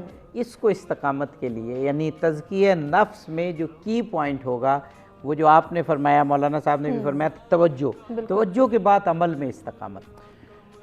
اس صدی کے ایک بڑے عظیم صوفی بزرگ ضیاء الامت جسٹس پیر کرم شاہ رضوی رحمۃ اللہ علیہ, ان کا آخری انٹرویو لینے کا مجھے شرف ملا. میں نے پوچھا حضرت آپ کی کوئی بخشش کی بھی صورت ہے؟ اب یہ بڑا چبھتا ہوا سوال ہے, اپنے استاد سے کوئی کر رہا ہو شاگرد. انہوں نے کہا میں نے ترجمہ لکھا, مجھے اس پہ بھی بھروسہ نہیں ہے. میں نے تفسیر لکھی, سیرت کی کتاب لکھی, ہزاروں شاگرد ہیں میرے. میں نے نمازیں پڑھی, روزے, حج, زکوٰۃ, مجھے کسی پہ بھروسہ نہیں. اللہ چاہے تو منہ پہ دے مارے کہ نہیں قبول کرتا, لیکن ایک روزہ میرا ایسا ہے جس کی وجہ سے میں بخشا جاؤں گا. ہم نے کہا حضور روزوں کا ذکر تو ہو گیا ہے. فرمانے لگے وہ ایک دن کا روزہ نہیں ہے, وہ پوری زندگی کا روزہ ہے. اب اولیاء اللہ کے ہاں روزے کی صورت دیکھیے. کہا وہ پوری زندگی کا روزہ ہے. میں نے کہا حضور وہ کون سا روزہ ہے جو ان روزوں سے ہٹ کے؟ فرمایا کہ میں نے آج تک کسی انسان کا دل نہیں دکھایا, وہ مسلم ہے, وہ غیر مسلم ہے, وہ گورا ہے, وہ کالا ہے, وہ امیر ہے, وہ غریب ہے, میں نے کبھی کسی کا دل نہیں دکھایا. مجھے یقین ہے اللہ میرے اس عمل کی وجہ سے مجھے ضرور بخش دے گا. خدا کو ہم تلاش کرتے ہیں وہاں جہاں پہ کہ یہ اللہ کا گھر ہے, لیکن اللہ فرماتا ہے نہیں, مجھے تلاش کرنے سے پہلے ذرا اپنی ماں کی خدمت کر کے آؤ, اپنے باپ کے حقوق ادا کر کے آؤ, اپنی بیوی کے حقوق ادا کر کے آؤ, پڑوسیوں کے حقوق ادا کر کے آؤ, محلے میں جو بیوہ رہتی ہے نا اس کے حقوق ادا کر کے آؤ, جو یتیم ہے ان کے حقوق ادا کر کے آؤ. جب سب کے حقوق ادا کرنے کے بعد تم میری بارگاہ میں آؤ گے, تمہیں ایک سجدے میں وہ لذت ملے گی کہ تمہیں لگے گا قلب المومن عرش اللہ, کہ مومن کا دل اللہ کا عرش ہے. وہ رب جو زمین و آسمان میں کہیں سما نہیں سکتا, بندہ مومن کے دل میں سما جاتا ہے, لیکن اس کے لیے ضروری ہے کہ دل کے فرش پر طہارت کا جھاڑو دیا جائے, پاکیزگی کا جھاڑو دیا جائے, اور اس دل کو اس طرح پاک کیا جائے جس طرح ائمہ طاہرین نے پاک کیا. جب دل پاک ہوتا ہے تو پھر وہ ذات کبھی کبھی اس دل میں پھیرا ڈالتی ہے, پھر وہ آتی ہے اس دل میں دستک دیتی ہے, اور انسان اپنے دل میں اپنے رب کو محسوس کرتا ہے. تب بندے کے دل میں خدا آتا ہے. وہ غالباً اقبال نہیں کہا تھا نا, خدا کے بندے ہیں ہزاروں بنوں میں پھرتے ہیں مارے مارے, میں اس کا بندہ بنوں گا جس کو خدا کے بندوں سے پیار ہوگا. اور کی پوائنٹ یہی ہے کہ جس کو خدا کے بندوں سے پیار ہوگا اس کے دل میں خدا ہوگا. یعنی اللہ تعالیٰ یقیناً زمین و آسمان میں نہ سمانے والا رب ہمارے دلوں میں سما جاتا ہے, لیکن اس دل کو کبھی جگائیں تو صحیح. جی اچھا, ایک اور پہلو بھی میرا خیال ہمارے پاس کچھ ٹائم ہے, 3-4 منٹ. چلیں مولانا سجاد حسین کاظمی صاحب سے پوچھ لیتے ہیں. وہ یہ بتانے کا اور سمجھانے کا بھی ایک انداز تو ہوتا ہے نا. جب ہم بعض علماء کرام سے سنتے ہیں تقویٰ کے بارے میں اور تزکیے کے بارے میں, تو وہ اتنی مشکل چیزیں, اتنی مشکل اصطلاحات آ جاتی ہیں کہ بندہ کہتا ہے یہ میں کیسے کروں گا. لیکن آج جیسے بات ہو رہی ہے تزکیے نفس کی, رنگا رنگی کی, پوری باتوں کو, کوڑا کرکٹ کو اپنے سے دور کرنے کی, خوبصورتیوں کو, سعادتوں کو, اعلیٰ انسانی صفات کو اپنے اوپر نافذ کرنے کی, تو یہ جو انسان ہے اٹریکٹ ہوتا ہے. تو تزکیہ نفس کا بھی کوئی طریقہ ایسا ہونا چاہیے نا کہ انسان اٹریکٹ ہو اس کی طرف, اور پھر رمضان میں استقامت بھی دکھائے. دیکھیے جی آپ جی صاحب، واقعاً اس سلسلے میں بہترین معلم انسانیت نبی و آل نبی ہے. نبی کی سیرت اور آل نبی کی سیرت اگر دیکھیں تو وہ بہترین ایک نمونہ عمل ہے. دو ہے حساب سے ہمارے لیے. ایک خود جو آپ نے موضوع چھیڑا ہے تزکیہ نفس، تزکیہ نفس کے بہترین نمونے اگر ہم کائنات میں تلاش کرنا چاہیں وہ اللہ کے انبیاء علیہ السلام ہیں، نبی پاک کی ذات ہے اور آل نبی ہیں. بہترین اگر مجسم شکل میں آپ نے دیکھنا ہے تو یہ ہستی ہیں. اس لیے نبی مکرم اسلام کو وہ معروف اور مشہور جملہ بھی سیدہ کونین کے حوالے سے معروف ہے، لو کان الحسن شخصا لکان فاطمہ. ماشاءاللہ جی اگر حسن و جمال، اگر حسن و نیکی مجسم ہو جائے اور ایک شخص کی شکل میں ہو تو وہ فاطمہ. جی تو یہ واقعاً نیکیوں کے حوالے سے اور اس کو تزکیہ نفس کے عملی نمونوں کے اعتبار سے آئیے ذرا سیرت اہل بیت میں ان ہستیوں کا مطالعہ فرمائیں تو ہمیں عملی طور پہ تزکیہ نفس کے نمونے ملتے ہیں. ایک شخص آتا ہے، ایک شخص امام جعفر صادق علیہ السلام کے پاس اور آ کے یہ جملہ کہتا ہے الا ما بنیتا امرک یبن رسول اللہ. اے فرزند رسول یہ بتائیں یہ 4 روزہ زندگی گزارنے کے آپ نے اصول کیا بنائے؟ تو آپ نے میرا خیال ہے یہ ساری باتیں اگر ہمارے ناظرین بھول جائیں، یہ 4 باتیں اگر یاد رکھیں یہ تو نسخہ ہو جائے گا. یہ ایک نسخہ ہے بہترین. آپ نے فرمایا اس کے جواب میں 4 علم تو کہ میں فوراً مختصر انداز میں بغیر کیونکہ ہمارے پاس 1 منٹ ہے وقت سے پہلے. ایک پہلا فرمایا علم تو ان عملی لا یحمل غیری فاجتہدت. مجھے علم ہے میرا کام کوئی دوسرا نہیں کر سکتا، لہذا میں کوشش کرتا ہوں اپنے کام اپنے ہاتھوں سے انجام دوں. دوسرا جملہ فرمایا علمت ان اللہ مطلع علیہ فاستحییت. مجھے علم ہے کہ خداوند متعال میرے ہر حرکت و سکون سے آگاہ اور آشنا ہے. فاستحییت، میں نے کبھی خدا کی نافرمانی کا سوچا تک نہیں. تیسرا جملہ فرمایا علمت ان رزقی لا یاکلہ غیری فاطمئننت. مجھے علم ہے کہ جو رزق خدا نے میرے لیے لکھا ہے، میرے حصے کا ہے، وہ کسی اور کو نہیں پہنچ سکتا، لہذا رزق کے حوالے سے میں منزل اطمینان میں ہوں. اور آخری جملہ فرمایا علمت ان آخر امری الموت فاستحدثت. مجھے علم ہے کہ اس دھرتی میں آخری کام کیا ہے، وہ موت، اور میں نے اپنے آپ کو اس موت کے لیے ہمیشہ آمادہ یعنی اس کا کوئی ڈر نہیں ہے، وہ تو آنی ہے. جی ناظرین اسی سلسلے کو آگے بڑھائیں گے. افطار کے وقفے کی جانب بڑھ رہے ہیں، افطار کے بعد حاصل ہوتے ہیں.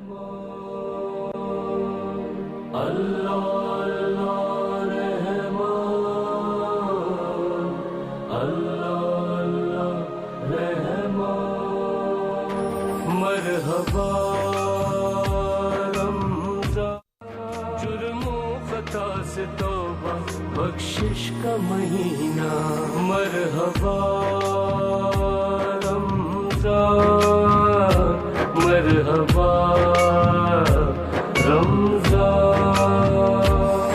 رمضان ہے اللہ سے قربت کا. جی ناظرین مرحبا. افطار ٹرانسمیشن میں افطار کے خوش کن وقفے کے بعد ایک مرتبہ پھر سے آپ کو کہیں گے خوش آمدید. خوبصورت گفتگو کے سلسلے کو آگے بڑھائیں گے. ہماری یہ ٹرانسمیشن جو ہے وہ صرف ایکسل کے تعاون سے پیش کی جا رہی ہے، جن کا یہ کہنا اور ماننا ہے کہ رمضان میں نیکی کی بارش اور نیکی کے کام رکنے نہیں چاہیے. اور جب بھی نیکی کی بات ہوتی ہے تو ہم آپ کو یاد دلاتے ہیں نیکی کی ٹوکری کی، جو کہ سچ ٹی وی کی کاوش ہے. آپ کو یہ کوشش، یہ کاوش نظر آئے گی مختلف تندوروں پر. زیادہ سے زیادہ اس کار خیر کا حصہ بننے کی کوشش کریں اور اپنے بہن بھائیوں کی مشکلات دور کرنے، ان کو ہیلپ آؤٹ کرنے، ان کو سپورٹ کرنے میں جو ہے وہ سامنے آنے کی کوشش کریں. نیکی کی ٹوکری کی بھی یاد آپ کو دلا دی اور آپ کو ایک مرتبہ پھر سے بتائیں کہ آج کا ہمارا بہترین ٹاپک جو ہے ماہ رمضان اور تہذیب نفس ہے. اس کے حوالے سے ہم بہت خوبصورت گفتگو کر رہے ہیں. یقیناً گفتگو کے سلسلے کو بھی عابدی صاحب آگے بڑھائیں گے، لیکن اس سے پہلے ہر روز کی طرح ہم چاہ رہے ہیں کہ ہم ایک کلام سنیں. تو صاحبزادہ معاذ عبدالغفور سے ہم یہ گزارش کریں گے کہ وہ بہترین سا کلام پیش کریں. مجھ پہ بھی چشم کرم اے میرے آقا کرنا، مجھ پہ بھی چشم کرم،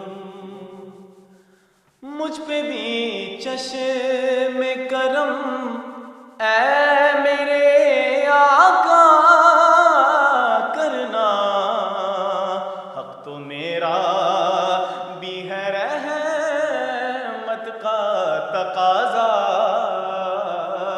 کرنا، حق تو میرا بھی ہے، حق تو میرا بھی ہے رحمت کا تقاضا کرنا، مجھ پہ بھی چشم کرم، اور میں کہ ذرہ ہوں مجھے وسعت صحرا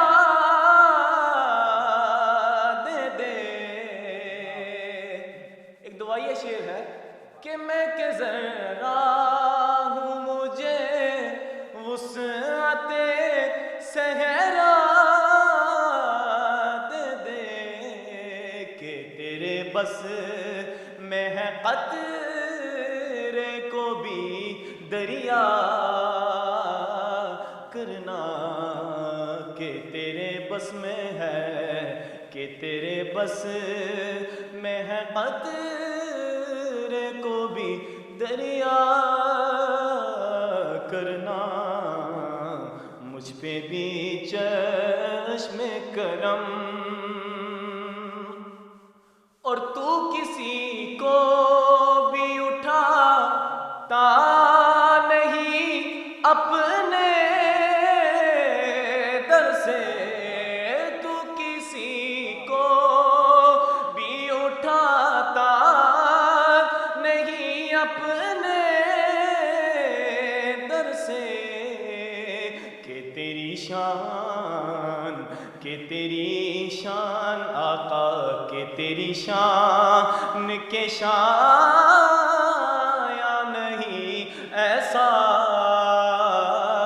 کرنا، کہ تیری شان آقا، کہ تیری شان کے شایا، کہ تیری شان سونیا، کہ تیری شان کے شایا نہیں ایسا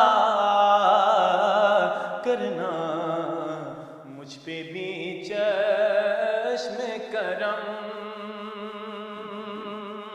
اور مجھ پہ محشر میں نصیر ان کی نظر پڑ ہی گئی،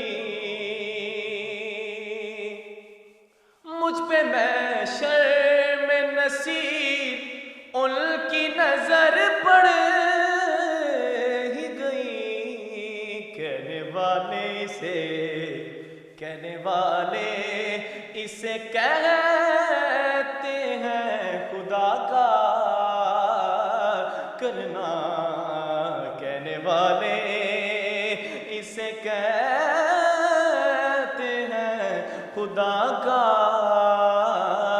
کرنا، کہنے والے میں اس کرم کے کہاں تھا قابل، یہ ان کی بندہ پروری ہے، کہنے والے اسے کہتے ہیں خدا کا کرنا، مجھ پہ بھی چشم کرم۔ سبحان اللہ، جزاک اللہ، جزاک اللہ۔ پھر نصیر الدین نصیر کا خوبصورت کلام، اور واقعاً ان کا کلام جب پڑھا جاتا ہے تو واقعاً آدمی کو محسوس ہوتا ہے کہ وہ دربار ختم مرتبت محمد مصطفیٰ صلی اللہ علیہ وآلہ وسلم میں موجود ہے، اور جب آدمی یہ ایک مرتبہ محسوس کر لے تو پھر اس دربار سے بڑا دربار اور کیا ہو سکتا ہے، اور اسی دربار کے وسیلے سے آگے بڑھتے ہیں اور اپنے موضوع پر گفتگو کرتے ہیں۔ جناب مولانا حیدر علوی صاحب، بڑی اچھی ہماری گفتگو ہوئی افطار سے قبل، اور افطار سے قبل جو ہمارا وقت ہوتا ہے نا، وہ ایک روحانی کیفیت کا اور ایک فضا ہوتی ہے خاص، اور جب ہم افطار کے بعد آتے ہیں تو ایک فرحت بخش اور اطمینان بخش کیفیت، یعنی دونوں کیفیات اپنے اپنے لحاظ سے بہت ہی عروج کی کیفیات ہیں۔ تو پہلے بہت خوبصورت گفتگو ہوئی کہ کیسے ہمیں برائیوں سے دور رہنا ہے، نیکیوں کو اپنانا ہے، اچھے اخلاق کو اپنانا ہے، انسان میں اس دنیا کے آنے کا مقصد یہ ہے کہ وہ اعلیٰ اخلاق کے ساتھ معاشرے میں زندگی گزارے اور اپنی پوری پوٹینشل کو حاصل کرے. وہ ہم کرتے ہیں. آپ علماء کرام نے بہت اچھا گائیڈ کیا. اب ہم کچھ بات کرنا چاہ رہے ہیں کہ کچھ منابع، کچھ موانع جسے کہیں، یعنی کچھ ایسی چیزیں بہرحال موجود ہیں جو رکاوٹ بنتی ہیں. ایک تو خود ہمارے اندر ایک بہرحال وہ جو کیفیت ہے کہ ہمیں آزادی ہے کہ ہم برائی کی طرف جائیں یا اچھائی کی طرف. تو برائی کی طرف جانے والا نفس بھی، جسے نفس امارہ سے تعبیر کیا گیا، وہ بھی موجود ہے. اور پھر ایک کھلا دشمن ایکسٹرنل بھی ہے، شیطان. وہ کیا کیا چالیں کرتا ہے اور ان کو کیسے ناکام کرنا ہے. اس سیشن میں میرا خیال ہے اگر اس پر ہم بات کر لیں، تینوں علماء کرام ہمیں گائیڈ کریں. دیکھیے رسول خدا ائمہ طاہرین نے تہذیب النفس پہ ایک تو کلام بھی فرمایا اور عملاً کردار بھی پیش کیا. رسالہ قشیریہ سے لے کر کشف المحجوب تک تمام صوفیاء اور آل اللہ نے وہیں ائمہ طاہرین سے ان تعلیمات کو کشید کر کے تحریری صورت میں بھی خود امام غزالی جیسی شخصیات جنہوں نے تصوف کو پہلی بار صوفیاء کے کردار کو تحریری صورت میں امت کے سامنے پیش کیا، اور کہا جاتا ہے احیاء العلوم جیسی کتابیں موجود ہیں. اس ماحول میں بھی ہم دیکھتے ہیں کہ جو نفس ہے یہ ایک چونکہ پوشیدہ چیز ہے، ایک ہمارا وجود ہے اور اس وجود کے اندر دو لطیف چیزیں ہیں. ایک روح ہے جو تمام کمالات کا مجموعہ ہے، امر ربی ہے، اور دوسری طرف نفس آ جاتا ہے جس کے اندر تمام مغلظات اور تمام برائیاں عملاً موجود ہوتی ہیں. ان پر قابو پا لینے والا ہی شکاری ہے. وہی تصوف میں شاہ سوار بھی اسے ہی گنا جاتا ہے، شیخ الطائفہ بھی اسے ہی کہا جاتا ہے. اچھا کچھ برائیاں ایسی ہیں جو ہمارے اعضاء جوارے سے سرزد ہوتی ہیں، اس پہ ہمارے آس پاس سارے لوگ اس کے اوپر متنبع ہوتے ہیں اور وہ ہمیں متنبع کرتے بھی ہیں کہ بابا یہ حرکت آپ کر رہے ہیں، یہ نہیں ہونی چاہیے. لیکن نفس جو شرارتیں اور جو برائیاں کرتا ہے وہ ہمارا پڑوسی اس پر متنبع نہیں ہوتا ہے، وہ آگاہ نہیں ہوتا ہے. ان میں سب سے بڑی کبر کہا گیا کہ تکبر انسان کا نفس اسے دیتا ہے.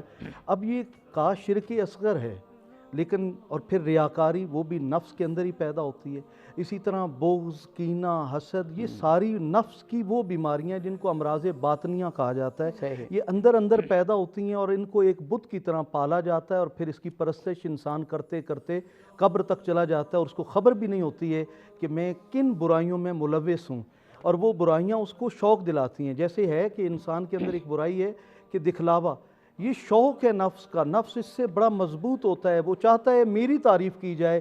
لیکن مومن وہ ہے کہ جو اپنا ہر خیر کا کام، ہر خیر کا عمل خدا کی طرف منسوب کرتا ہے کہ یہ میرے رب کی مہربانی. اچھا صوفیاء کے ہاں روز اول سے چاہے وہ ائمہ طاہرین ہوں، اپنے آنے والوں کو ایک مراقبے سے گزارا کرتے تھے. اس دور کے اندر میں نے اپنے شیخ سے پوچھا ضیاء الامت علیہ رحمہ سے کہ ہمیں بھی کوئی مراقبہ کروائیں، ہم نے دین تو پڑھ لیا لیکن نفس کی پاکیزگی کے لیے. انہوں نے کہا بیٹا اب بڑا فارورڈ دور ہے، ترقی کا دور ہے، دنیا بہت تیزی سے آگے بڑھ رہی ہے. اب اتنا ٹائم نہیں ہے کہ میں آپ کو 40 دن کے لیے، 4 ماہ کے لیے، 4 سال کے لیے چلہ کشی میں بٹھا دوں. انہوں نے کہا ایک میں آپ کو بتاتا ہوں مراقبہ، اور اس کو اگر آپ اختیار کر لیں تو آپ کہیں بھی گمراہ نہیں ہو سکتے. انہوں نے کہا کمپاس کو لے لیں، قطب نما جس سے لوگ دیکھتے ہیں قبلہ کی سمت، اس کو آپ چھت پہ لے جائیں، تہہ خانے میں لے جائیں، چوک میں لے جائیں، بازار میں جہاں لے جائیں، اس کی سوئی کی سمت ایک ہی طرف رہتی.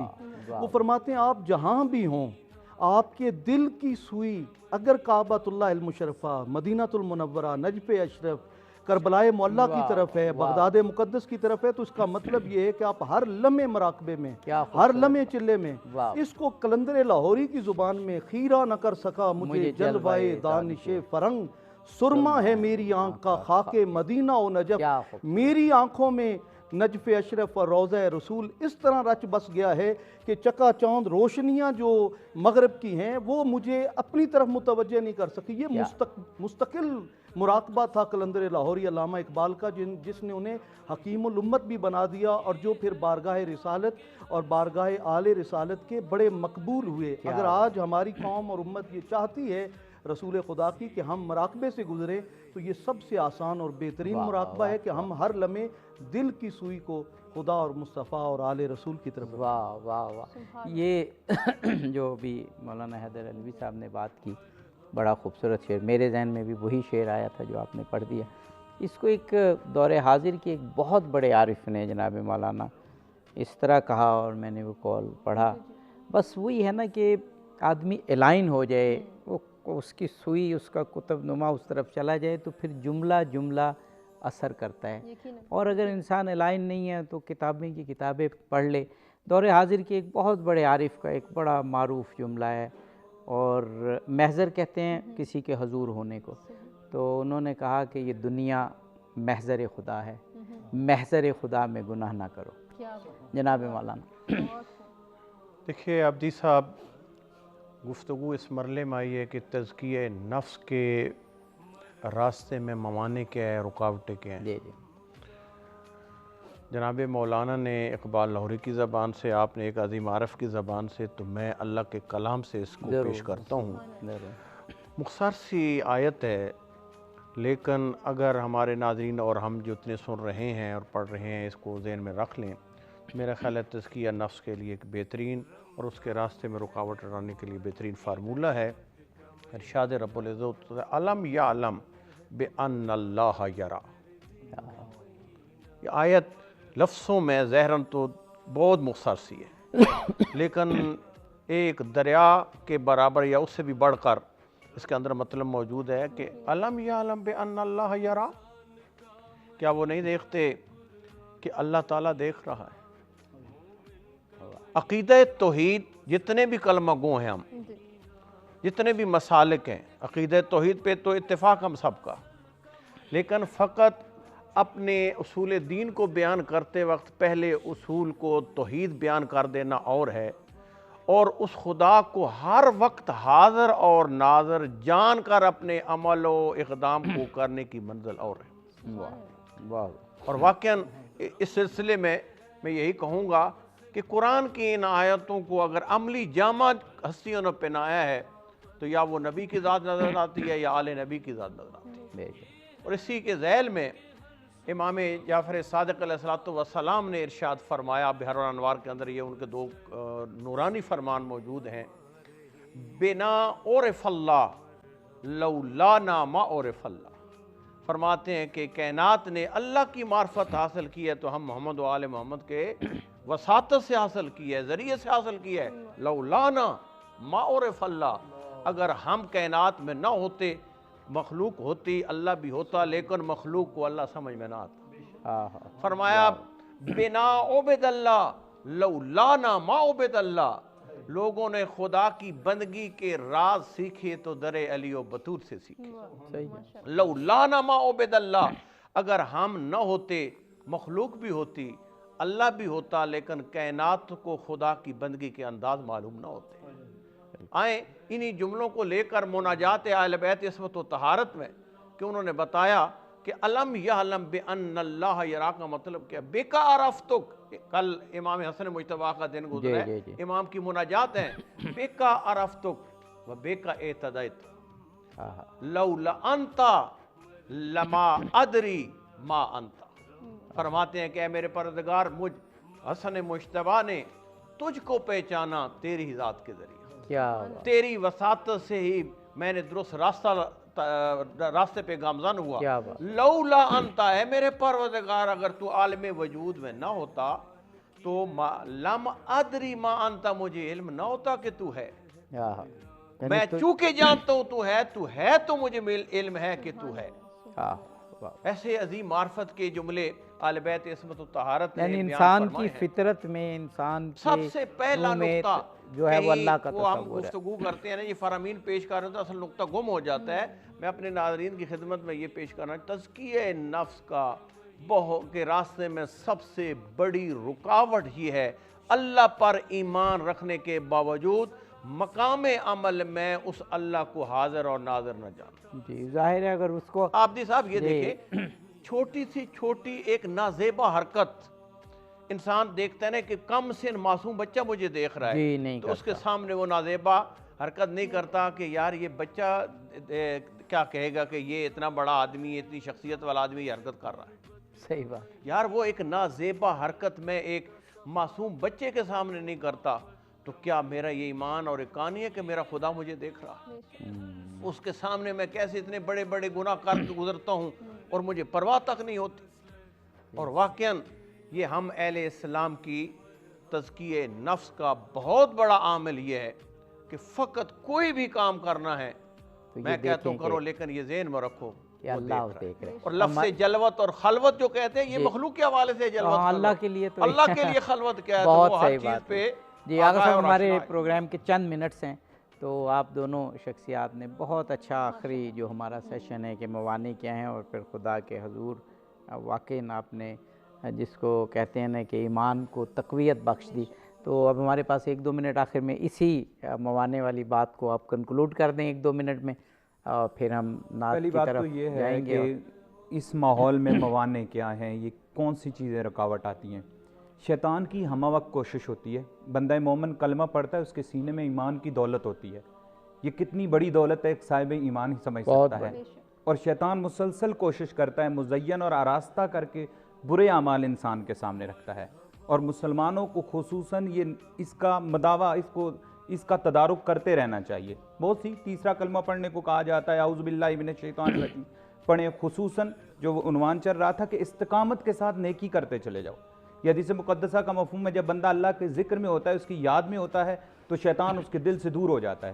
جب وہ غافل ہوتا ہے تو وہاں پر ڈیرے جما لیتا ہے.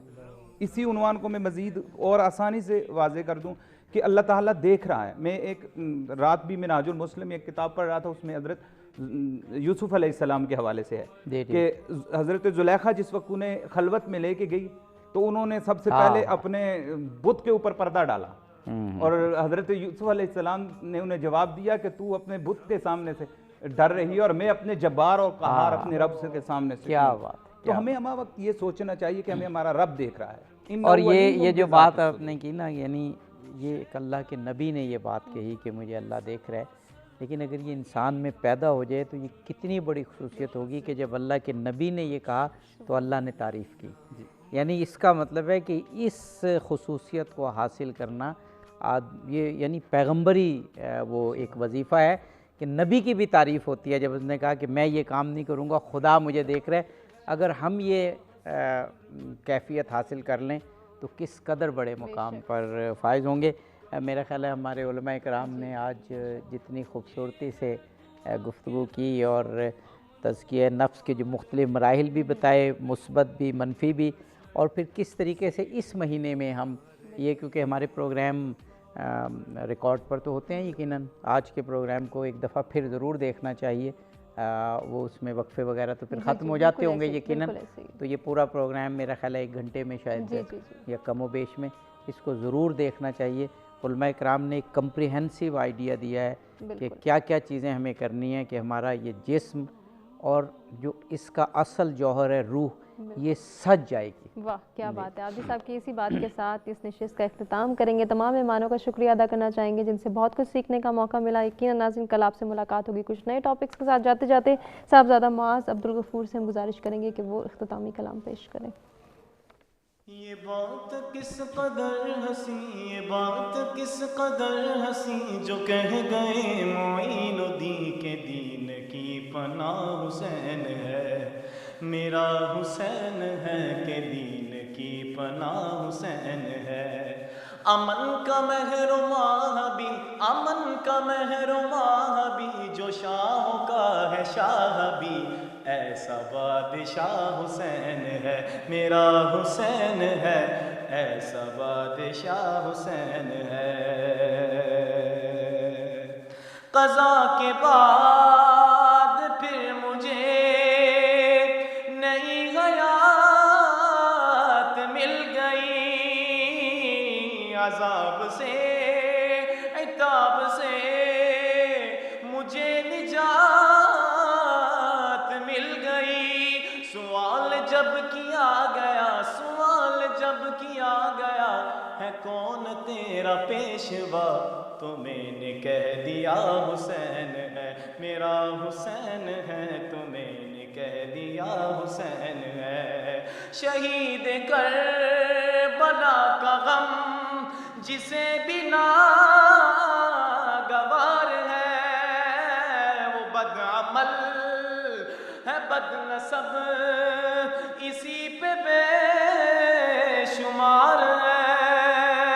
ارے او دشمن ازل، ارے او دشمن ازل، تو مر ذرا قبر میں چل، پتہ چلے گا کیا حسین ہے میرا حسین ہے، پتہ چلے گا کیا حسین ہے۔